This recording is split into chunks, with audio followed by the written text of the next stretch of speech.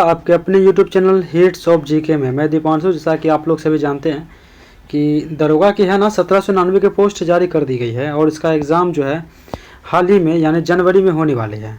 और इससे क्या होता है कि आप अगर जितना ज़्यादा प्रैक्टिस सेट बनाएंगे उतना आपके लिए अच्छा होगा। टेस्ट बुक तो आप पढ़ ही रहे होंगे, बुक सब पढ़िए, वो सब भी ठीक है।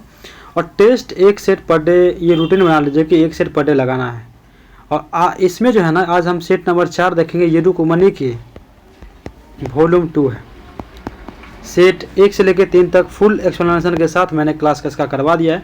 पीडीएफ में पहले ही प्रोवाइड कर दिया करता हूँ टेलीग्राम के माध्यम से, वहाँ से आप जाके पीडीएफ डाउनलोड कर सकते हैं और पहले बना सकते हैं। वहाँ बनाने के बाद आप यहाँ पे आंसर मिला लीजिए। जैसा कि आप लोग को हम बताए हुए हैं, जैसा कि आपने थंबनेल में भी देखा होगा कि स्टार्टिंग के 20 मिनट्स में इसका आंसर बता देते हैं जल्दी, ताकि आप मिला लीजिए। उसके बाद अब ये जो क्वेश्चन आप देख रहे हैं, ये क्वेश्चन का क्या एक्सप्लेनेशन इसके पीछे दिया हुआ है वो भी पढ़ते हैं साथ में और समझाते हैं आप, क्योंकि आपको पता है कि रुक्मणी का जो एग्जाम्पल होता है यानी उसके जो एक्सप्लेनेशन होते हैं इसका दिया हुआ पीछे में, वो बहुत ही अच्छे से दिया रहता है। बहुत कुछ आपका रिकॉल हो जाता है, बहुत कुछ रिवीजन हो जाता है।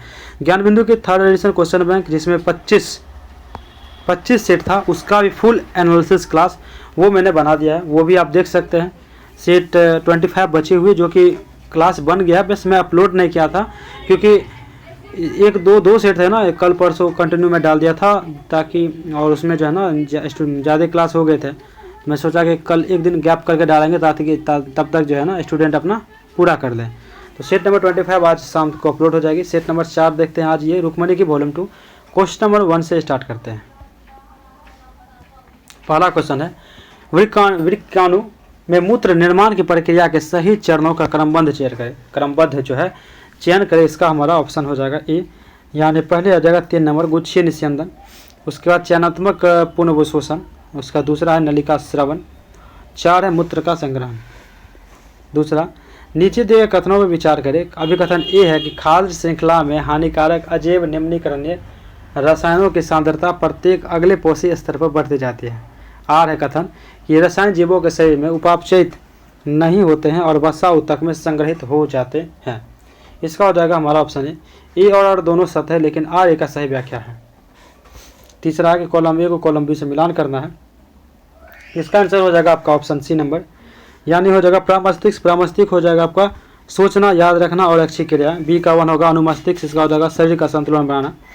सी का हो जाएगा 4 यानी रक्तदाब और वमन जैसी अनैच्छिक क्रियाएं। और डी हो जाएगा हाइपोथैलेमस, हो जाएगा आपका 2 नंबर भूख और प्यास को नियंत्रित करना।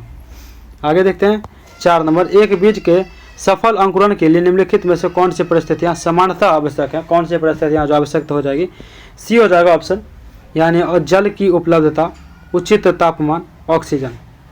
यदि एक पिता का रक्त समूह ए है और माता के रक्त समूह बी है तो उनकी ओ रक्त समूह वाली संतान की जीन प्रॉपर्टी क्या इंगित करता है। ओ 5 का हो जाएगा ऑप्शन सी, माता पिता दोनों विषम युग्मजी यानी हेक्ट्रोजाइगस ए एंड बी है। वर्ष 2025 का शांति नोबेल पुरस्कार किसे प्रदान किया गया है। Maria Corina मचारो। 8वें केंद्रीय वेतन आयोग की अध्यक्षता किसके द्वारा की गई। 7 का हो जाएगा ऑप्शन बी, न्यायमूर्ति रंजना प्रकाश देसाई। 8 सितंबर 2025 में विश्व के सबसे बड़े तैरते सौर ऊर्जा संयंत्र फ्लोटिंग सोलर पावर प्लांट का उद्घाटन किस देश में किया गया। 8 का हो जाएगा आपका ऑप्शन बी, भारत में। In question the sentence has been given in direct indirect out of the 4 alternative suggested select the one which best express the same sentence in the indirect direct and make your answer in the answer set. Many happy returns of your birthday we said. क्या हो जाएगा 9 का option C हो जाएगा कि we wished him many happy returns of his birthday. Select the option that express the given sentence in the active voice में बताना है कि would pizza और burger rather be eaten by you. 10 का हो जाएगा आपका ऑप्शन सी कि would you rather eat pizza or bout. Bihar के दक्षिण के मैदान के पश्चिम भाग के ढाल की दिशा क्या है। ऑप्शन ए हो जाएगा दक्षिण पश्चिम से उत्तर पूरब की ओर। 12 राष्ट्रीय चावल शोध संस्थान कहाँ है तो कटक में है। 13 प्रधान यामोत्तर 0 डिग्री देशांतर निम्नलिखित देशों में से किससे गुजरती है। 13 ऑप्शन ए हो जाएगा अल्जीरिया से और फ्रांस से। 14 सौर मंडल में कितने ग्रहों को क्या कहते हैं पार्थिव ग्रह कहा जाता है? 14 का हो जाएगा ऑप्शन सी हो जाएगा 4। कड़ी चट्टान पर उगने वाले वनस्पति को निम्नलिखित में से क्या कहा जाता है? इसका हो जाएगा ऑप्शन 15 का डी हो जाएगा, 15 का डी हो जाएगा लिथोफाइट। दिफूदरा किस राज्य में है? दिफूदरा आपको है 16 का हो जाएगा option B Arunachal Pradesh. 17 Myanmar के सीमा निम्न में से किस देश से नहीं मिलती है? 17 का ऑप्शन सी हो जाएगा वियतनाम। 18 निम्नलिखित में से कौन सा कथन जो है निम्नलिखित में से कौन सही तथ्य है? चंद्रमा का व्यास पृथ्वी के व्यास का लगभग 1/4 होता है, ठीक है। और पृथ्वी से चंद्रमा की दूरी लगभग 3,84,000 किलोमीटर है, ये भी से 3,84,400। तीसरा है कि चंद्रमा द्वारा परावर्तित प्रकाश जो है पृथ्वी तक 1/3 सेकंड में पहुंचता है। उपयुक्त तथ्यों पर आधारित निम्नलिखित विकल्प में से सही उत्तर का चयन करें। ये तीनों ही सही है, तो इसका हो जाएगा डी। 9 निम्न में से कौन सही तथ्य है? कौन सही तथ्य है? 9 का हो जाएगा हमारा ऑप्शन सी कि होत्री ऋग्वेद के पुरोहित को कहते हैं, होत्री। 20 है कि नागदशक प्राचीन मगध के किस वंश के अंतिम शासक था? इसका हो जाएगा ऑप्शन ए हर्यक।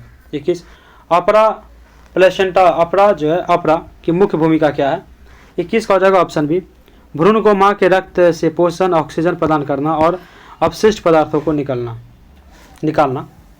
22 पौधे में रंध्रों यानी स्टोमाटा खुलना और बंद होना किसके द्वारा नियंत्रित होता है? ऑप्शन सी हो जाएगा द्वार कोशिकाएं, गार्ड सेल्स किस विधि द्वारा? डार्विन के प्राकृतिक चयन के सिद्धांत का मूल आधार क्या है?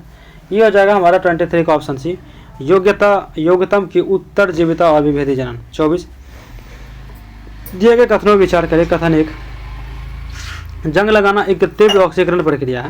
कथन 2 है कि जसद लेपन में लोहे पर जस्ते की एक परत चढ़ाई जाती है ताकि उसे जंग लगने से बचाया जा सके। ये सही विकल्प इसका हो जाएगा 24 का ऑप्शन बी हो जाएगा। केवल कथन 2 सही है। निम्नलिखित में से कौन सा भौतिक परिवर्तन यानी फिजिकल चेंज का उदाहरण है? 25 का हो जाएगा हमारा ऑप्शन बी बर्फ का पिघलना। बर्फ का कल पिघलना हो जाएगा। जल का वाष्पीकरण नहीं, कथन में आंसर दिया होगा इसका शायद, हाँ ठीक है, वही तो दोनों होना चाहिए। 25 का जो आंसर हो जाएगा हमारा 25 का बी होगा, यानी 2 और 4 जगह बर्फ का पिघलना और जल का वाष्पीकरण, यह है ना भौतिक परिवर्तन है। 26 हाल ही में किस देश के सोशल मीडिया पर लगे प्रतिबंध को हटाने एवं भ्रष्टाचार के विरोध में हिंसक प्रदर्शन भड़क उठे हैं? 26 का हो जाएगा आपका ऑप्शन है नेपाल में। 27 सितंबर 2025 में किस देश ने भारत को वृंदावनी वस्त्र नामक ऐतिहासिक कलाकृति उधार देने की घोषणा की है? 27 का हो जाएगा आंसर ए नंबर ब्रिटेन में। 28 किस भारतीय शहर में स्थित जवाहरलाल नेहरू पोर्ट पर भारत के सबसे बड़े कंटेनर टर्मिनल का उद्घाटन किया गया है? 28 का हो जाएगा ऑप्शन बी मुंबई में। 29 जो बहुत मंद गति से कार्य करता हो उसके लिए इनमें से उपयुक्त शब्द कौन सा होगा? 29 का हो जाएगा ऑप्शन है मंथर। 30 निम्नलिखित में से कौन सा शब्द स्त्रीलिंग है? ये हो जाएगा डी गरिमा। 31 निम्नलिखित में से किसे बौद्ध धर्म का त्रिरत्न कहा जाता है? इसका हो जाएगा हमारा ऑप्शन सी बुद्ध धर्म संघ। किताब उल हिंद निम्न में से किसकी रचना है? 32 का हो जाएगा ऑप्शन बी अल ब्रूनी की। 33 सैमन आयोग जब भारत आया उस समय भारत का ब्रिटिश वायसराय निम्न में से कौन था उस समय? लॉर्ड इरविन था। 34 निम्न से किसे सीमांत गांधी को उपनाम से जाना जाता है? सीमांत गांधी के ऑप्शन बी हो जाएगा खान अब्दुल गफ्फार खान। 35 के बटलर कमेटी गठन किस वर्ष किया गया था? बटलर कमेटी गठन जो 35 का ऑप्शन सी हो जाएगा 1987 में। 1927 में। 36 द्वितीय विश्व युद्ध के तत्कालीन कारण के रूप में निम्न से किसे माना जाता है? 36 का ऑप्शन ए हो जाएगा जर्मनी का पोलैंड पर आक्रमण। 37 प्रत्येक भारतीय नागरिकों को अपने धर्म में संबंधित धार्मिक कार्यों के प्रबंधन करने का अधिकार किस अनुच्छेद के द्वारा प्रदान किया गया है? ऑप्शन बी हो जाएगा अनुच्छेद 26। विधान परिषद के सभापति पद के संबंध में निम्नलिखित में से कौन सही तथ्य है? 38 का ऑप्शन डी हो जाएगा सदन द्वारा चुना जाता है। 39 राज्य विधानमंडल के उच्च सदन का कार्यकाल कितने वर्ष का होता है? ये जो है ना राज्य विधानमंडल के उच्च सदन का कार्यकाल इनमें से कोई नहीं हो जाएगा। 39 का डी हो जाएगा। 40 राज्य भारत के समस्त राज्य क्षेत्र में नागरिकों के लिए एक समान सिविल संहिता यानी यूनिफॉर्म सिविल कोड प्राप्त कराने का प्रयास करेगा। उपयुक्त बात का उल्लेख भारतीय संविधान के किस अनुच्छेद में है? ऑप्शन डी हो जाएगा अनुच्छेद 44। 41 सिरके में कौन शामिल मुख्य रूप से पाया जाता है? 41 का हो जाएगा आपका ऑप्शन सी एसिटिकम। 41 का सी हो जाएगा। 42 एक परमाणु K और L कोष भरा हुआ है, उस परमाणु में इलेक्ट्रॉनों की कुल संख्या कितनी होगी? ऑप्शन सी हो जाएगा 10 हो जाएगा। निम्नलिखित में से कौन सी गैस ग्रीन हाउस प्रभाव यानी ग्रीन हाउस इफेक्ट के लिए मुख्य रूप उत्तरदायी है? 43 का हो जाएगा option C carbon dioxide CO2। 44 plaster of Paris को नमी रोधी बर्तन में क्यों रखा जाना चाहिए? ऑप्शन ए हो जाएगा क्योंकि यह नमी से अभिक्रिया करके कठोर ठोस पदार्थ बनाता है। चुंबकीय क्षेत्र रेखा यानी मैग्नेटिक फील्ड लाइंस के गुणों के बारे में निम्नलिखित में से कौन सा है जो कथन सही है? 45 का हो जाएगा ऑप्शन डी 1 2 3 4 यानी ये चुंबक के बाहर उत्तरी ध्रुव से निकलकर दक्षिणी ध्रुव में विलीन हो जाते हैं। उसके बाद दूसरा कि ये बंद और सतत वक्र होती है, ये एक दूसरे के कभी प्रतिच्छेद नहीं करती है। जहाँ क्षेत्र रेखा घनी होती है वहाँ चुंबकीय क्षेत्र अधिक प्रबल होते हैं। आयोजित US ओपन 2025 में महिला एकल खिताब किसने जीता है? 46 का हो जाएगा ऑप्शन ए आर्याना सवालेंका ने। 47 भारत और किस देश ने गतिशीलता ई मोबिलिटी को बढ़ावा देने के लिए एक नई पहल दोस्ती शुरू की है? दोस्ती। 47 का हो जाएगा आपका ऑप्शन डी संयुक्त राज्य अमेरिका। भारत के राष्ट्रपति द्रौपदी मुर्मू ने शिक्षक दिवस का अवसर पर बिहार के कितने शिक्षकों को राष्ट्रीय शिक्षक पुरस्कार से सम्मानित किया है? 48 का हो जाएगा आपका ऑप्शन डी 3 शिक्षक को। 49 यदि एक बेलन की ऊंचाई को अपरिवर्तित रखते हुए उनकी त्रिज्या को 20% बढ़ा दिया जाता है तो बेलन के आयतन में कितने प्रतिशत की वृद्धि होती है? 49 का ऑप्शन बी हो जाएगा 44%। सोल्यूशन थोड़ा ही देर में इसके एक्सप्लेनेशन में करेंगे। 50 का भी आंसर मैं बताता हूँ, ऑप्शन ए हो जाएगा 28% लाभ। आंसर जल्दी मिलाना उचित रहेगा। 51 स्वतंत्र भारत के बिहार के प्रथम राज्यपाल कौन हुए थे? इसका हो जाएगा ऑप्शन डी जयराम दास दौलतराम। 52 संसद के सदन की गणपूर्ति का उल्लेख किस अनुच्छेद में है? अनुच्छेद 110। भारत के किस राष्ट्रपति का निधन राष्ट्रपति पद पर रहते हुए हुआ था? 53 का ऑप्शन सी हो जाएगा दोनों यानी डॉक्टर जाकिर हुसैन और फखरुद्दीन अली अहमद। 54 भारतीय संविधान सभा के समक्ष उद्देश्य प्रस्ताव किसके द्वारा प्रस्तुत किया गया था? ऑप्शन सी हो जाएगा पंडित जवाहरलाल नेहरू। 55 भारतीय संविधान सभा कुल कितने सत्र सेशन आयोजित हुए थे? 55 का ऑप्शन डी हो जाएगा 11। भारतीय पंचवर्षीय योजना के इतिहास में योजना अवकाश निम्न से कब रहा था? 56 का ऑप्शन बी हो जाएगा 1966 से लेकर 1969। अर्थव्यवस्था में समावेशी समृद्धि का अर्थ हो जाता है। 57 का ऑप्शन सी हो जाएगा आर्थिक समृद्धि की प्रक्रिया में समाज के सभी वर्गों को समान अवसर एवं लाभ की प्राप्ति। 58 RBI के प्रथम भारतीय गवर्नर कौन हुए थे? 58 का ऑप्शन सी हो जाएगा CD देशमुख। 59 बाजार कीमतों पर सकल राष्ट्रीय उत्पाद GNP निम्न में से किसके बराबर होता है? 59 का ऑप्शन हो जाएगा सकल घरेलू उत्पाद बाजार कीमतों पर प्लस विदेशों से प्राप्त निवल कारक आय पे। 60 व्यष्टि अर्थशास्त्र यानी माइक्रो इकोनॉमिक्स का प्रणेता किसे माना जाता है? एडम स्मिथ को। एक पंप 100 kg पानी को 20 मीटर ऊंची टंकी तक पहुंचाने में 10 सेकंड का समय लेता है। पंप की शक्ति यानी पावर क्या है? जी को 10 लेना है। 61 का ऑप्शन बी हो जाएगा 2062। एक पतले उत्तल लेंस यानी कॉन्वेक्स लेंस के प्राकृतिक केंद्र यानी ऑप्टिकल सेंटर से होकर गुजरने वाली प्रकाश की किरण क्या हो जाएगी? ऑप्शन ए बिना किसी विचलन के सीधे निकल जाती है।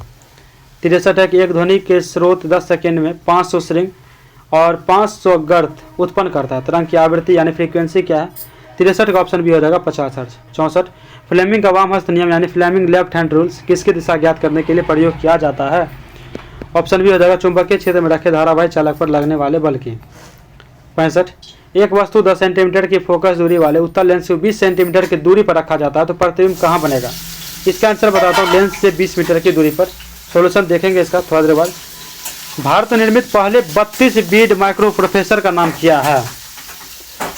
विक्रम। 67 विदेशी मंत्रालय द्वारा संयुक्त अरब अमीरात में भारत का राजदूत किसे नियुक्त किया गया? भारत का राजदूत इसका ऑप्शन ये हो जाएगा दीपक मित्तल को। 66 ऑपरेशन ब्लैक फॉरेस्ट के संदर्भ में निम्नलिखित कथनों पर विचार करें। इसका हो जाएगा 1 ऑपरेशन ब्लैक फॉरेस्ट एक बड़ा नक्सल विरोधी अभियान है। ऑप्शन ए हो जाएगा 69 का आंसर हो जाएगा 1। 70 का आंसर हो जाएगा ऑप्शन डी 71। निम्न में से कौन बिहार सरकार के 7 निश्चय एक में शामिल नहीं है? 71 का ऑप्शन हो जाएगा युवा शक्ति बिहार की प्रगति, ये शामिल नहीं है लेकिन हर घर बिजली लगातार, आर्थिक हल युवाओं को बल, हर घर नल का जल, ये सब शामिल है। आगे हैं आपको 72। वर्तमान विश्व में निम्न में से किस अर्थव्यवस्था वाले देश की उपस्थिति नगण्य है? 72 का हो जाएगा ऑप्शन बी, आत्मनिर्भर अर्थव्यवस्था। 73, रोपी डैश राज्य का लोकप्रिय लोक नृत्य है? इसका हो जाएगा ये अरुणाचल प्रदेश। 74, रंगराजन समिति निम्नलिखित में से किससे संबंधित है? 74 का ऑप्शन बी हो जाएगा गरीबी। चापचर कूट महोत्सव जो सुनहरी फसल की प्रत्याशा में मनाया जाता है, मुख्य रूप से डैश का त्यौहार है? 75 का ऑप्शन डी हो जाएगा मिजोरम। 76, निम्नलिखित में से कौन सा धर्म चीन में सबसे अधिक लोगों द्वारा माना जाता है? ऑप्शन डी हो जाएगा बौद्ध धर्म। क्या कहते हैं, रामानंद भी राघवन निम्नलिखित में से किस वाद्य यंत्र से जुड़े हैं? 70 का हो जाएगा ऑप्शन सी मृदगम। 78, चेरा ओबा उत्सव डैश राज्य में मनाया जाने वाला नव वर्ष उत्सव है? इसका हो जाएगा सी मणिपुर। 79, स्वामी दयानंद सरस्वती के नेतृत्व में किस आंदोलन ने वेदों की शिक्षाओं की ओर लौटने का पक्ष समर्थन किया? ऑप्शन बी हो जाएगा आर्य समाज। 80, भारतीय संविधान का कौन सा अनुच्छेद काम की न्याय संगत और मनोचित दशाओं के सिद्धांत का रेखांकित करता है? 80 का हो जाएगा ऑप्शन डी अनुच्छेद 42। जैव विविधता हॉटस्पॉट बायोडाइवर्सिटी हॉटस्पॉट के रूप में माने जाने के लिए किसी क्षेत्र को कौन सी शर्तों का पूरा करना चाहिए? 81 का हो जाएगा ऑप्शन डी ए और बी दोनों, यानी इसमें कम से कम 150 स्थानिक संबंधी और प्लांट्स होने चाहिए और इसे अपनी मूल प्राकृतिक वनस्पति को कम से कम 70% खो देना चाहिए। निम्नलिखित में से कौन सा जैव अनवनीकरण नॉन बायोडिग्रेडेबल प्रदूषण का एक उदाहरण है? 82 का ऑप्शन सी हो जाएगा प्लास्टिक। 83, हरित क्रांति का मुख्य उद्देश्य क्या था? ऑप्शन बी हो जाएगा खाद्यान्न विशेषकर गेहूं और चावल के उत्पादन में वृद्धि करना। मिट्टी के पोषक तत्वों की पूर्ति के लिए किसान निम्नलिखित में से किस विधि का उपयोग करते हैं? फसल चक्रण यानी क्रॉप रोटेशन का उपयोग करते हैं। श्वेत क्रांति किससे संबंधित है? 85 का ऑप्शन डी हो जाएगा दूध उत्पादन से। 86, भारत सरकार ने महत्वपूर्ण खनिजों के निष्कर्षण और उत्पादन के लिए पुनर्चक्रण क्षमता को बढ़ावा देने के लिए कितने करोड़ रुपए की प्रोत्साहन योजना को मंजूरी दी है? ऑप्शन बी हो जाएगा 1500 करोड़ रुपए। 87, भारत किस गैर लाभकारी संगठन को वर्ष 2025 के रमन मैग्सेस पुरस्कार के लिए चुना गया? 2025 के लिए। 87 का 87 का हो जाएगा एजुकेट गर्ल्स को। 88, विद्युत मंत्रालय भारत सरकार द्वारा जारी की गई राज्य ऊर्जा दक्षता सूचकांक 2024 में प्रथम स्थान किस राज्य ने हासिल किया है? 88 का हो जाएगा ऑप्शन ए महाराष्ट्र ने। 89, देव और रोहित किस कार्य को क्रमशः 12 और 36 दिन में कर सकते हैं? देव से प्रारंभ करते हुए एकांतर दिनों पर कार्य करते हैं, कार्य कितने दिन में पूरा हो जाएगा? ठीक है, 89 का हो जाएगा 18 दिन में। 90 भी मैथ क्वेश्चन, इसका आंसर बता दूं, ऑप्शन सी हो जाएगा 1291। Poverty and British rule in India किसने लिखी थी? 91 का ऑप्शन ए हो जाएगा दादा भाई नौरोजी ने। 92, चैत्य भूमि किस नेता का समाधि स्थल है? चैत्य भूमि। 92 का ऑप्शन सी हो जाएगा डॉक्टर BR अम्बेडकर। 93, भारत का नेपोलियन किसे कहा गया? भारत का नेपोलियन आपको कहा गया 93 का जो ऑप्शन हो जाएगा आपका ऑप्शन है समुद्रगुप्त। 94, पंचायती राज डैश के लोगों को वास्तविक स्वराज देने के लिए स्थापित किया गया था? पंचायती राज डैश के लोगों को वास्तविक स्वराज देने के लिए स्थापित किया गया था? 94 का ऑप्शन भी हो जाएगा ग्रामीण क्षेत्रों में। 95, भारत में सिंचाई के महत्वपूर्ण स्रोत हैं? 95 का ऑप्शन डी हो जाएगा नहरें, तालाबें, कुएं सभी। शिशुनाग वंश के बाद मगध बिहार पर किस वंश ने शासन किया था? ऑप्शन सी हो जाएगा नंद वंश ने। 97, निम्नलिखित में से किसके साथ एंडीज फैला हुआ है? 97 का ऑप्शन सी हो जाएगा दक्षिण अमेरिका का पश्चिमी घाट। 98, मलिक काफूर को 1000 दिनारी के नाम से जाना जाता है, इसे किसने खरीदा था ये पूछ रहा, तो नुसरत खान ने खरीदा था, नुसरत खान। 99, निम्नलिखित में से कौन टेस्ला के समतुल्य है? 99 का सी हो जाएगा न्यूटन पर एम्पियर मीटर। 100 नंबर, 2015 की बिहार सरकार की अधिसूचना में किस समुदाय को अनुसूचित जाति SC के रूप में वर्गीकृत किया गया था, जिसे जुलाई 2024 में सुप्रीम कोर्ट ने यह कहते हुए रद्द कर दिया था कि राज्य संविधान के अनुच्छेद 341 के तहत प्रकाशित ऐसी सूची में बदलाव नहीं कर सकते हैं? ऑप्शन ए हो जाएगा तांती तंतवा। आंसर खत्म होता है और डिस्कशन में आते हैं। आप एक बार कमेंट करके मार्क जरूर बताइएगा, मार्क जरूर कमेंट करिएगा कितने आपके स्कोर सही हुए हैं, और एक कमेंट तो जरूरी क्या करिएगा क्लास से रिलेटेड, क्या आपको अच्छा लगा या क्या कुछ कमी लगा। अगर कमी लगा तो ज़रूर मैं उसको दूर करना चाहूँगा, तो इसीलिए प्लीज़ एक ओपिनियन ज़रूर दीजिएगा। डिस्कशन स्टार्ट करते हैं। डिस्कशन का जो है ना हमारा पहला जो क्वेश्चन है, ये क्वेश्चन मैं पढ़ रहा हूँ। क्वेश्चन है कि वृक्काणु यानी नेफ्रॉन में मूत्र निर्माण की प्रक्रिया के सही चरणों का क्रमबद्ध चयन करें। तो डायरेक्ट ही पढ़ लेते हैं कि वृक्काणु में जो है ना मूत्र निर्माण की प्रक्रिया का सही क्रम क्या है। तो ऑप्शन ये है, वृक्काणु के मूत्र निर्माण की प्रक्रिया निम्नानुसार होती है। अब देखते हैं पहला होता है गुच्छीय निस्यंदन। गुच्छीय निस्यंदन यानी ग्लोमेरुलर फिल्ट्रेशन, यह पहला चरण है जिसमें बोमेन संपुट में स्थित कोशिका गुच्छ जो होता है द्वारा रक्त से जल, ग्लूकोज, लवण और यूरिया जैसे पदार्थ छाने जाते हैं। उसके बाद है आपको चयनात्मक यानी पुनर्अवशोषण। इस चरण में शरीर के लिए आवश्यक पदार्थ जैसे कि हो गया आपको अधिकांश जल, ग्लूकोज और अमीनो अम्ल वृक्क नलिका द्वारा पुनः रक्त में ही अवशोषित कर लिए जाते हैं। पुनः क्या होता है, तो रक्त में अवशोषित कर लिए जाते हैं। उसके बाद है नलिका स्रवण, रक्त से बचे हुए अपशिष्ट पदार्थ जैसे कि यूरिया, क्रिएटिनिन और अतिरिक्त आयन सक्रिय रूप से जो है ना वृक्क नलिका में स्रावित किए जाते हैं। चौथा, मूत्र का संग्रहण यानी कलेक्शन ऑफ यूरिन, अंत में बचा हुआ द्रव जो अब मूत्र कहलाता है संग्रहण नलिकाओं यानी कलेक्टिव डस्ट में क्या कहते हैं, तो एकत्र होता है और ये मूत्राशय की ओर क्या होता है, फिर चले जाता है। मूत्राशय की ओर ये चला जाता है। आप देख सकते हैं इसके फिगर के माध्यम से कि ब्लड वेस्टेज है यहाँ पे, किडनी, यूरिन यहाँ पे स्टोर होता है। ठीक है, आगे देखते हैं दूसरा नंबर क्वेश्चन। 2 नंबर का जो क्वेश्चन है ना, यह है कि नीचे दिए गए कथनों पर विचार करें। कथन में दिया है, डायरेक्ट इसका पढ़ लेते हैं। अभी कथन है और कथन आर है। ए और आर दोनों सत्य, ऑप्शन ए हो जाएगा इसका।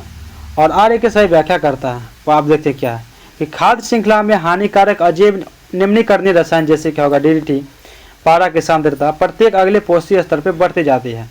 इस प्रक्रिया को जैव आवर्धन यानी बायो मैग्निफिकेशन कहते हैं। जैव आवर्धन, ये रसायन जीवों द्वारा आसानी से विघटित या उत्सर्जित नहीं किए जा सकते हैं। इसके बजाय ये शरीर के वसा उत्तक में जमा हो जाते हैं।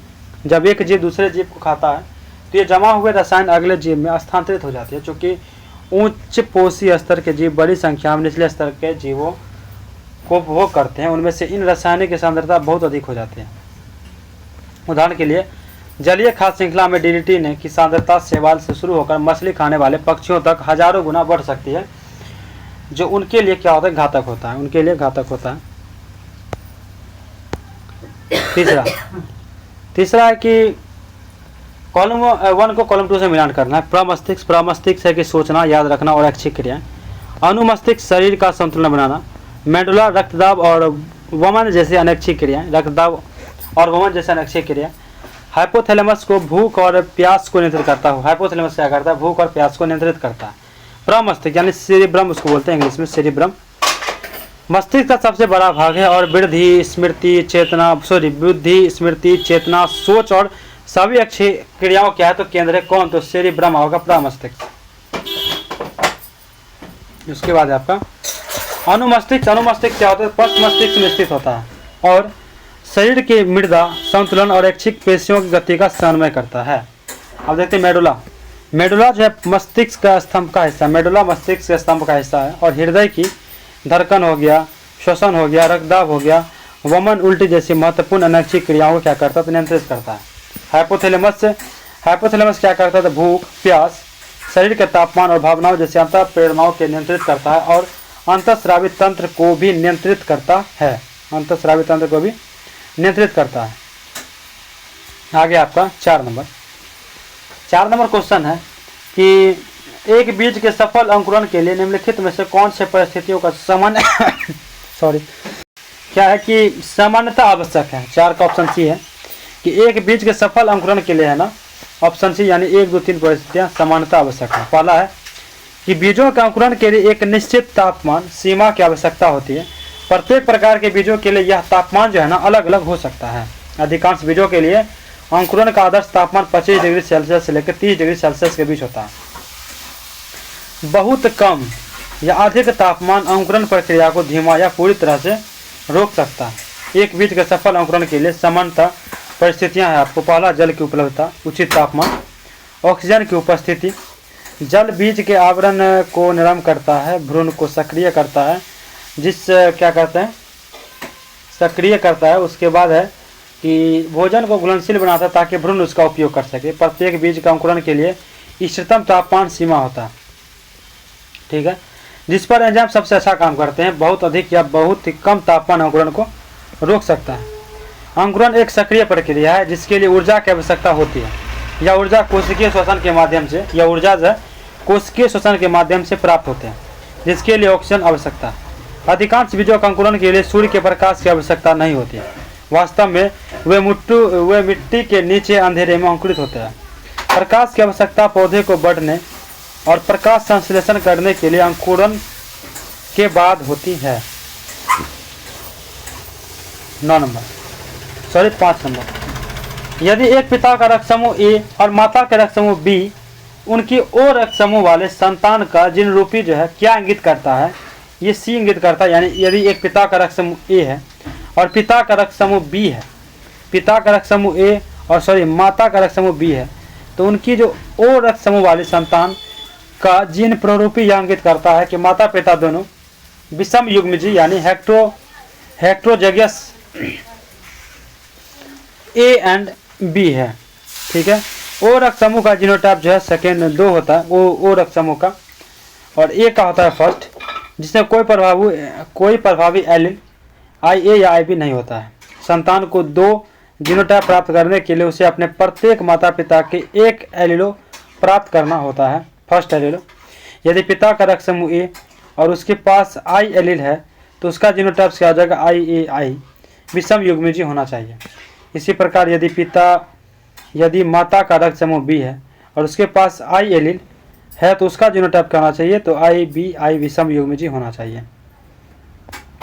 6 नंबर क्वेश्चन, 6 के वर्ष 2025 में शांति का नोबेल पुरस्कार किसे प्रदान किया गया, तो मारिया कोरिना मचारो 2025 में शांति का नोबेल पुरस्कार मारिया कोरिना मचारो को प्रदान किया गया। यह पुरस्कार मारिया कोरिना मचारो को वेनेजुएला में लोकतांत्रिक अधिकार को स्थापित करने और तानाशाही से लोकतंत्र में न्यायपूर्ण और शांतिपूर्ण स्थिति बनाने में उनके संघर्ष के लिए दिया गया था। वेनेजुएला। नोबेल का शांति पुरस्कार उन व्यक्ति या संगठन को दिया जाता है जिन्होंने विश्व में शांति को बढ़ावा देने के लिए संघर्ष को सुलझाने और मानवाधिकारों को आगे बढ़ाने में महत्वपूर्ण योगदान दिया है। नोबेल का शांति पुरस्कार प्रत्येक वर्ष नॉर्वे की राजधानी ओस्लो में दिया जाता है। 7 नंबर, 8वें केंद्रीय वेतन आयोग की अध्यक्षता किसके द्वारा की गई है। 7 नंबर, इसका हो जाएगा बी, न्यायमूर्ति रंजना प्रकाश देसाई के द्वारा, ठीक है। न्यायमूर्ति रंजना प्रकाश देसाई केंद्रीय वेतन आयोग की अध्यक्षता करने वाले पहली महिला न्यायाधीश बनी है, पहली।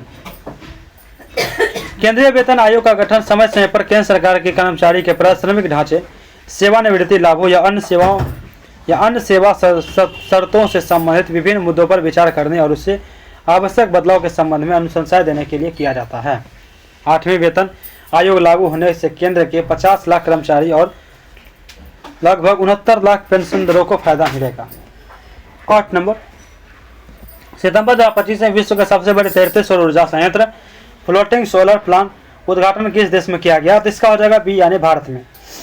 सितंबर 2025 में विश्व के सबसे बड़े तैरते फ्लोटिंग सोलर पावर प्लांट का उद्घाटन भारत में किया गया। मध्य प्रदेश के खंडवा जिले में अंकलेश्वर बांध पर विश्व के सबसे बड़े तैरते हुए ऊर्जा संयंत्र का उद्घाटन किया गया। यह परियोजना भारत में नवीकरणीय ऊर्जा के क्षेत्र में एक महत्वपूर्ण क्या है, तो उपलब्धि है। उसके बाद आपका 9 नंबर क्वेश्चन है कि इसको बताना direct indirect. Many happy returns of your birthday we said, इसका हो जाएगा सी नंबर कि many happy returns of your birthday we said, ये डायरेक्ट है। इसको इनडायरेक्ट में जब चेंज करेंगे तो we wished him many happy returns of his birthday. 10 number, select the option that express the given sentence in the active voice. Would you pizza और burger rather be eaten bye you, ये passive है। इसको active में जब change करेंगे तो would you rather eat pizza और burger, active हो जाएगा। 11, बिहार के दक्षिण के मैदान के पश्चिम भाग के ढाल की दिशा को क्या है। बिहार के दक्षिण के मैदान के पश्चिम भाग के ढाल की दिशा क्या है, इसका हो जाएगा ए नंबर, दक्षिण पश्चिम से उत्तर पूर्व की ओर। बिहार के दक्षिण के मैदान के पश्चिम भाग के ढाल की दिशा दक्षिण पश्चिम से उत्तर पूर्व की ओर है। बिहार के दक्षिण के मैदान के मध्य एवं पूर्वी भाग के ढालों की दिशा दक्षिण से उत्तर की ओर है। बिहार के उत्तर के मैदान का ढाल उत्तर से दक्षिण की ओर तथा उत्तर पश्चिम से लेकर दक्षिण पूर्व की ओर है। दक्षिणी बिहार के क्षेत्र पठारी भाग एवं पहाड़ियों से होकर प्रवाहित होने वाली नदियों द्वारा लाए गए अवसादों के निक्षेपण से दक्षिणी गंगा के मैदान का निर्माण हुआ है। उत्तर भारत मैदान का ढलान जो है ना, उत्तर भारत का मैदान ढलान पश्चिम से पूर्व की ओर है। यही कारण है कि अधिकांश नदियां बंगाल के खाड़ी में ही जाके गिरती है। 12 नंबर, भारत के राष्ट्रीय चावल शोध संस्थान निम्नलिखित में से कहाँ थी? आपको कहाँ पे है? तो कटक में है। राष्ट्रीय चावल शोध संस्थान कटक में स्थित है। यह संस्थान 23 अप्रैल 1946 को बिधारपुर कटक ओडिशा में स्थापित किया गया था। वर्ष 2015 में संस्थान का नाम बदलकर ICAR यानी राष्ट्रीय चावल अनुसंधान संस्थान NRRI कर दिया गया। राष्ट्रीय डेयरी अनुसंधान संस्थान करनाल में स्थित है। राष्ट्रीय गन्ना अनुसंधान संस्थान का लखनऊ में है। केंद्रीय जूट प्रौद्योगिकी अनुसंधान संस्थान कोलकाता में है। केंद्रीय आलू अनुसंधान संस्थान ये शिमला में है। भारतीय दलहन अनुसंधान कहाँ है? तो दलहन अनुसंधान संस्थान ये आपको कानपुर में है। कानपुर में है। कहाँ पे है? कानपुर में। 13, प्रधान यामोत्तर 0 डिग्री देशांतर रेखा निम्नलिखित देशों में से किससे गुजरती है? ये हो जाएगा आपका ए नंबर 1 और 2 यानी अल्जीरिया से और फ्रांस से। प्रधान यामोत्तर 0 डिग्री देशांतर रेखा जो है दिए गए देशों से अल्जीरिया एवं फ्रांस से गुजरती है। प्रधान यामोत्तर 0 डिग्री देशांतर रेखा या ग्रीनविच मानक समय रेखा यूरोप के यूनाइटेड किंगडम, स्पेन व फ्रांस से गुजरती है। यह रेखा अफ्रीका महादेश के घाना, अल्जीरिया, माली, टोगो तथा बुर्किना फासो से गुजरती है। बुर्किना फासो, ठीक है। आगे आपका ये रेखा जो है ना आर्कटिक यूरोप अफ्रीका, ये रेखा आर्कटिक यूरोप अफ्रीका, ठीक है, अटलांटिक एवं अंटार्कटिका से भी गुजरती है। 180 डिग्री देशांतर को मुख्य रूप से अंतर्राष्ट्रीय तिथि रेखा कहा जाता है। ये बहुत तरह पूछा गया है आपको लाइन कि 180 डिग्री देशांतर को जो है मुख्य रूप से अंतर्राष्ट्रीय तिथि रेखा कहा जाता है। इसे 180 डिग्री मध्याह्न रेखा या प्रति मध्याह्न रेखा यानी एंटी मेरिडियन भी कहते हैं। 14 नंबर क्वेश्चन है कि सौरमंडल के कितने ग्रह को पार्थिव ग्रह कहा जाता है? तो ये आपका हो जाएगा 4। सौरमंडल के 4 ग्रह को पार्थिव ग्रह कहा जाता है। पार्थिव ग्रह क्या होता है कि पार्थिव ग्रह के अंतर्गत बुध, शुक्र, पृथ्वी, मंगल आते हैं। कितने? तो 1, 2, 3, 4 ये 4 ग्रह आते हैं पार्थिव ग्रह में। पार्थिव ग्रह चट्टानी पदार्थ के बने होते हैं, अतः इन्हें चट्टानी ग्रह यानी रॉकी प्लैनेट भी कहते हैं। रॉकी प्लैनेट ये चारों ग्रह जो है ना सूर्य के निकट है, अतः इन्हें आंतरिक ग्रह यानी इनर प्लैनेट भी कहते हैं। बृहस्पति, जुपिटर, बृहस्पति यानी कि जुपिटर, शनि यानी सैटर्न, अरुण यानी यूरेनस तथा वरुण जो है नेपच्यून को बृहस्पति ग्रह यानी जोबियन प्लैनेट भी कहा जाता है। जोबियन प्लैनेट, बृहस्पति ग्रह जोबियन प्लैनेट को बाह्य ग्रह यानी आउटर प्लैनेट भी कहा जाता है। 15, कड़ी चट्टान पर उगने वाले वनस्पति को निम्नलिखित में से क्या कहा जाता है? इसका हो जाएगा डी लिथोफाइट। कड़ी चट्टान पर उगने वाले वनस्पति को लिथोफाइटस कहा जाता है। लिथोफाइट पौधे जो पत्थरों और चट्टानों पर उनकी दरारों में उगते हैं। लिथोफाइट के उदाहरण में पेपियोडिलस, ऑर्किड, फर्न, शैवाल और शामिल है। उष्णकटिबंधीय मरुस्थलीय क्षेत्रों की वनस्पति को जेरोफाइट कहा जाता है। क्या कहा जाता है? जेरोफाइट कहा जाता है। टुंड्रा एवं शीत प्रधान क्षेत्र की वनस्पति को क्रायोफाइट कहा जाता है। क्या कहता है? क्रायोफाइट कहा जाता है। नमकीन क्षेत्र में पाए जाने वाले वनस्पति को हेलोफाइट कहा जाता है। क्या कहा जाता है? तो हेलोफाइट। 16 नंबर क्वेश्चन है कि एक बार पढ़ते हैं। दिफू दर्रा किस राज्य में? दिफू जो है ना आपका अरुणाचल प्रदेश में। दिफू दर्रा भारत, म्यांमार और चीन के इन तीनों की सीमा पर एक जंक्शन स्थल के पास है। समान रूप से दिफू दर्रा से भारत म्यांमार का मार्ग बनता है। बोमडिला तथा पांगसाउ अरुणाचल प्रदेश के अंदर है। बोमडिला तथा पांगसाउ, बोमडिला से भारत, तिब्बत, अरुणाचल, लहसा के बीच का मार्ग बनाता है। बोमडिला से भारत, ठीक है। आगे है कि पांगसाउ पंगसी दर्रा से अरुणाचल, म्यांमार के बीच मार्ग बनाता है। नाथुला दर्रा क्या करता है? तो भारत के राज्य सिक्किम को तिब्बत से जोड़ता है। नाथुला दर्रा भारत के राज्य सिक्किम से। नाथुला दर्रा भारत के सिक्किम राज्य से स्थित है। भारत के सिक्किम राज्य में स्थित है नाथुला। 17 नंबर क्वेश्चन है। 17 नंबर क्वेश्चन है कि म्यांमार की सीमा निम्न से किस देश से नहीं मिलती है? तो म्यांमार की सीमा है ना ये वियतनाम से नहीं मिलती है। म्यांमार की सीमा भारत, बांग्लादेश, चीन, लाओस, थाईलैंड से मिलती है। म्यांमार भारत और बांग्लादेश के पूर्व में स्थित है। म्यांमार के उत्तर में चीन है। म्यांमार के दक्षिण में बंगाल की खाड़ी है। म्यांमार के पूर्व में लाओस तथा थाईलैंड है। म्यांमार के पश्चिम में बांग्लादेश और भारत है। पश्चिम में म्यांमार के सीमा से मिलने वाले भारत के राज्य उत्तर से दक्षिण के क्रम के इस प्रकार हैं। म्यांमार से जो हमारे भारत के राज्य लगते हैं यह अरुणाचल प्रदेश, नागालैंड, मणिपुर, मिजोरम। 18 नंबर क्वेश्चन है कि निम्नलिखित में से कौन सत्य कथन है? तो डायरेक्ट पढ़ लेते हैं कि पृथ्वी का व्यास लगभग 12,756 किलोमीटर है। चंद्रमा का व्यास लगभग 3,476 किलोमीटर है। चंद्रमा द्वारा परावर्तित प्रकाश पृथ्वी के लगभग 1.3 सेकंड में पहुंचता है। पृथ्वी से चंद्रमा की एक औसत दूरी लगभग 3,84,400 किलोमीटर है। चंद्रमा घनत्व 3.34 ग्राम प्रति घन सेंटीमीटर है। आगे है आपका 19 नंबर क्वेश्चन है कि निम्न से कौन सही है? वही वेद के बारे में दिया गया। ऋग्वेद के संबंध में सही तथ्य है, ऑप्शन डी है। चारों वेद से जुड़े हुए एक एक उपवेद हैं। चारों वेदों से है ना, ये जुड़े हुए एक एक उपवेद हैं। ऑप्शन डी में क्या 19 का कि सभी सही है। आयुर्वेद ऋग्वेद का आयुर्वेद जो है ना ऋग्वेद का उपवेद है। ऐतरेय जो है ना ऋग्वेद का ब्राह्मण साहित्य है। होत्री ऋग्वेद के पुरोहित को कहते हैं। ठीक है, ऋग्वेद का इनमें से कौन सा कथन सही है? 19 का एक शायद मिस हो गया था, 19 का शायद मैं सही बता दिया था, माफ़ी चाहते हैं। 19 का आप डी लीजिएगा। सभी कथन के सत्य हैं। आप अगर देख रहे हैं एक्सप्लेनेशन तो आप सही कर लीजिएगा। दिए गए सभी तथ्य ऋग्वेद के संबंध में सही तथ्य है। चारों वेद से जुड़े हुए एक एक उपवेद है। ऋग्वेद का उपवेद किससे कहते हैं? आयुर्वेद को। यजुर्वेद का उपवेद धनुर्वेद है। साम वेद का उपवेद क्या है? तो गंधर्व वेद है। अथर्ववेद का उपवेद यानी शिल्प वेद या क्या कहते हैं स्थाप्य वेद है। प्रत्येक वेद पर ब्राह्मण साहित्य रचना भी है। ऐतरेय एवं कौशिकी ऋग्वेद के ब्राह्मण ग्रंथ हैं। ऋग्वेद के मंत्रों का पाठ करने वाले पुरोहित होत्री या होता कहते हैं। वैदिक साहित्य यानी शतपथ ब्राह्मण यजुर्वेद के ब्राह्मण ग्रंथ हैं, जो सभी ब्राह्मण ग्रंथ से सबसे महत्वपूर्ण है। ऋग्वेद में कुल 10 मंडल यानी कि 1028 सूक्त हैं। 20 नंबर, नागदशक प्राचीन मगध के किस वंश का अंतिम शासक था? तो यह हो जाएगा आपका हर्यक। नागदशक जो है मगध के हर्यक वंश का अंतिम शासक था। हर्यक वंश का शासन काल जो है 544 से लेकर 412 ईसा पूर्व तक रहा था। हर्यक वंश का प्रथम शासक कौन था? बिंबिसार, जिसका टाइम पीरियड 544 से लेकर 492 ईस्वी तक था। हर्यक वंश के शासक क्रमानुसार देखते हैं तो बिंबिसार आया, उसका अजातशत्रु, उदयन यानी उदयभद्र, फिर अनिरुद्ध यानी अनिरुद्ध, फिर मुंड तथा नागदशक। हर्यक वंश के शासक जो नागदशक को उसका ही एक अमात्य मंत्री शिशुनाग ने सिंहासन से पदच्युत कर मगध की गद्दी पर अधिकार कर लिया था। शिशुनाग द्वारा मगध पर शिशुनाग वंश की स्थापना किया गया। शिशुनाग ने अपनी राजधानी पाटलिपुत्र से हटाकर वैशाली में स्थापित किया था। काकवर्ण यानी कालाशोक ने पुनः राजधानी वैशाली का स्थान पर पाटलिपुत्र को बनाया था। शिशुनाग वंश का अंतिम राजा कौन था? तो नंदीवर्धन था, नंदीवर्धन। 21 नंबर, अपरा की मुख्य भूमिका क्या है?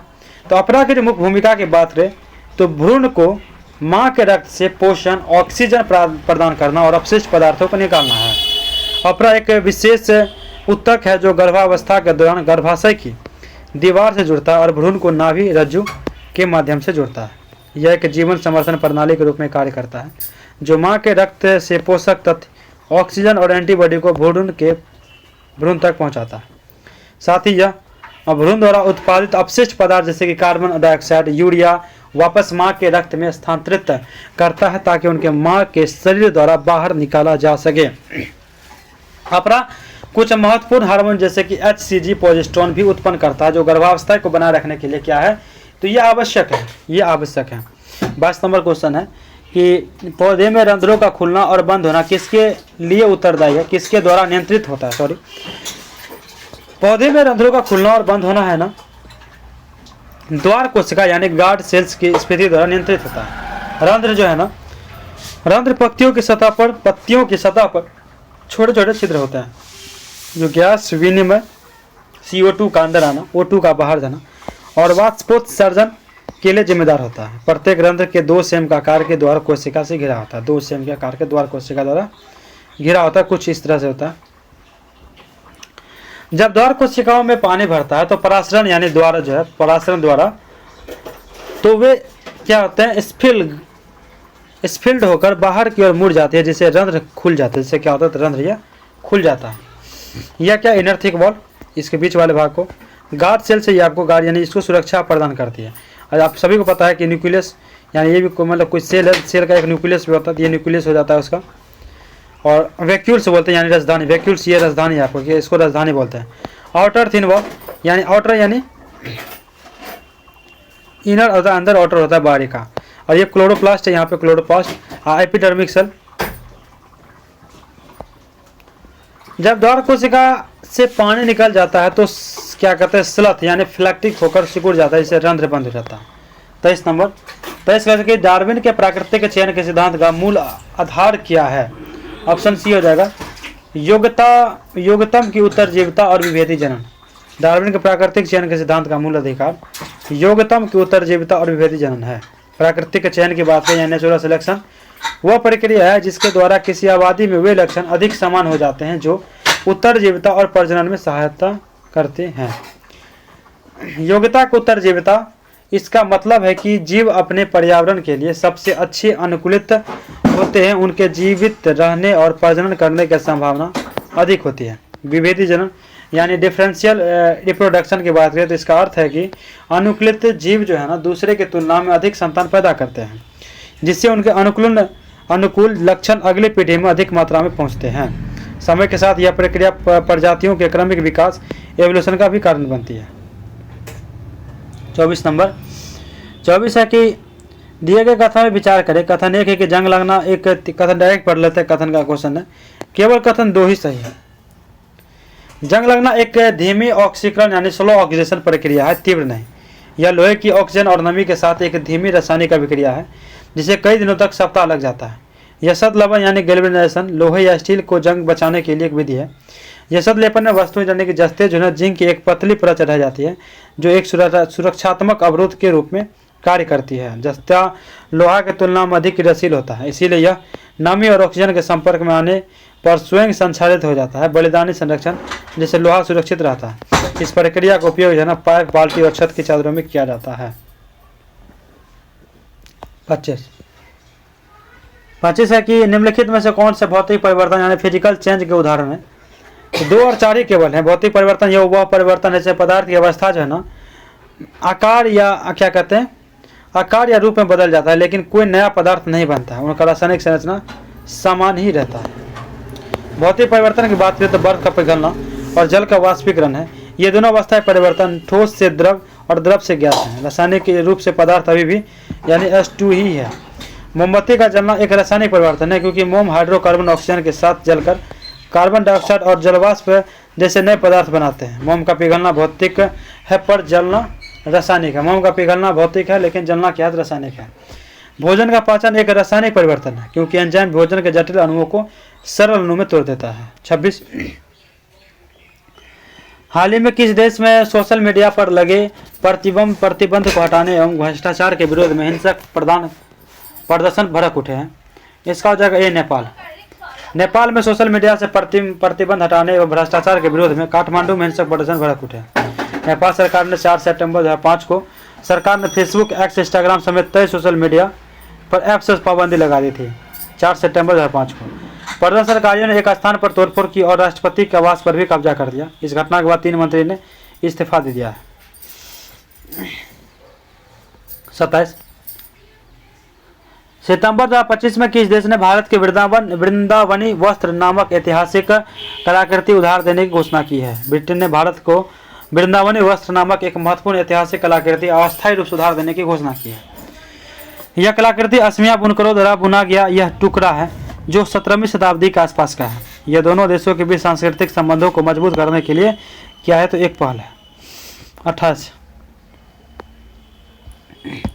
किस भारतीय शहर में स्थित जवाहरलाल नेहरू पोर्ट पर भारत के सबसे बड़े कंटेनर टर्मिनल का उद्घाटन किया गया है? तो सितंबर 2025 में है ना प्रधानमंत्री नरेंद्र मोदी और सिंगापुर के प्रधानमंत्री लॉरेंस वांग ने मुंबई के जवाहरलाल नेहरू पोर्ट पर भारत के सबसे बड़े कंटेनर टर्मिनल का उद्घाटन किया है। यह टर्मिनल भारत के समुद्री व्यापार क्षमता को बढ़ाएगा और वैश्विक आपूर्ति श्रृंखला में इसकी स्थिति को मजबूत करेगा। 29 जो बहुत मंद गति से कार्य करता है उनके लिए उपयुक्त शब्द कौन सा हो जाएगा? तो जो बहुत मंद गति से कार्य करता है मंथर। धीमी गति चलने वाला या धीरे धीरे आगे बढ़ना मंदाक्रांता, जिस तक ना पहुंचा जा सके आगामी, जो अच्छा बोलता हो सुवक्ता, आशा से अधिक आस्थित। 30 नंबर निम्नलिखित में कौन शब्द स्त्रीलिंग है? ये हो जाएगा गरिमा शब्द स्त्रीलिंग है। हिंदी में लिंग दो प्रकार के होते हैं, पुल्लिंग और स्त्रीलिंग। पुल्लिंग में देखा जाए तो आपको आदमी होता है, स्त्रीलिंग औरत होता है, लड़का लड़की, घोड़ा घोड़ी। 31 निम्नलिखित में से किसे बौद्ध धर्म का त्रिरत्न कहा जाता है? बुद्ध धर्म एवं संघ को बुद्ध धर्म का त्रिरत्न कहा जाता है। बुद्ध धर्म के 4 आर्य सत्य हैं, एक दुख समुदाय, दुख निरोध तथा दुख निरोधागामिनी प्रतिपदा।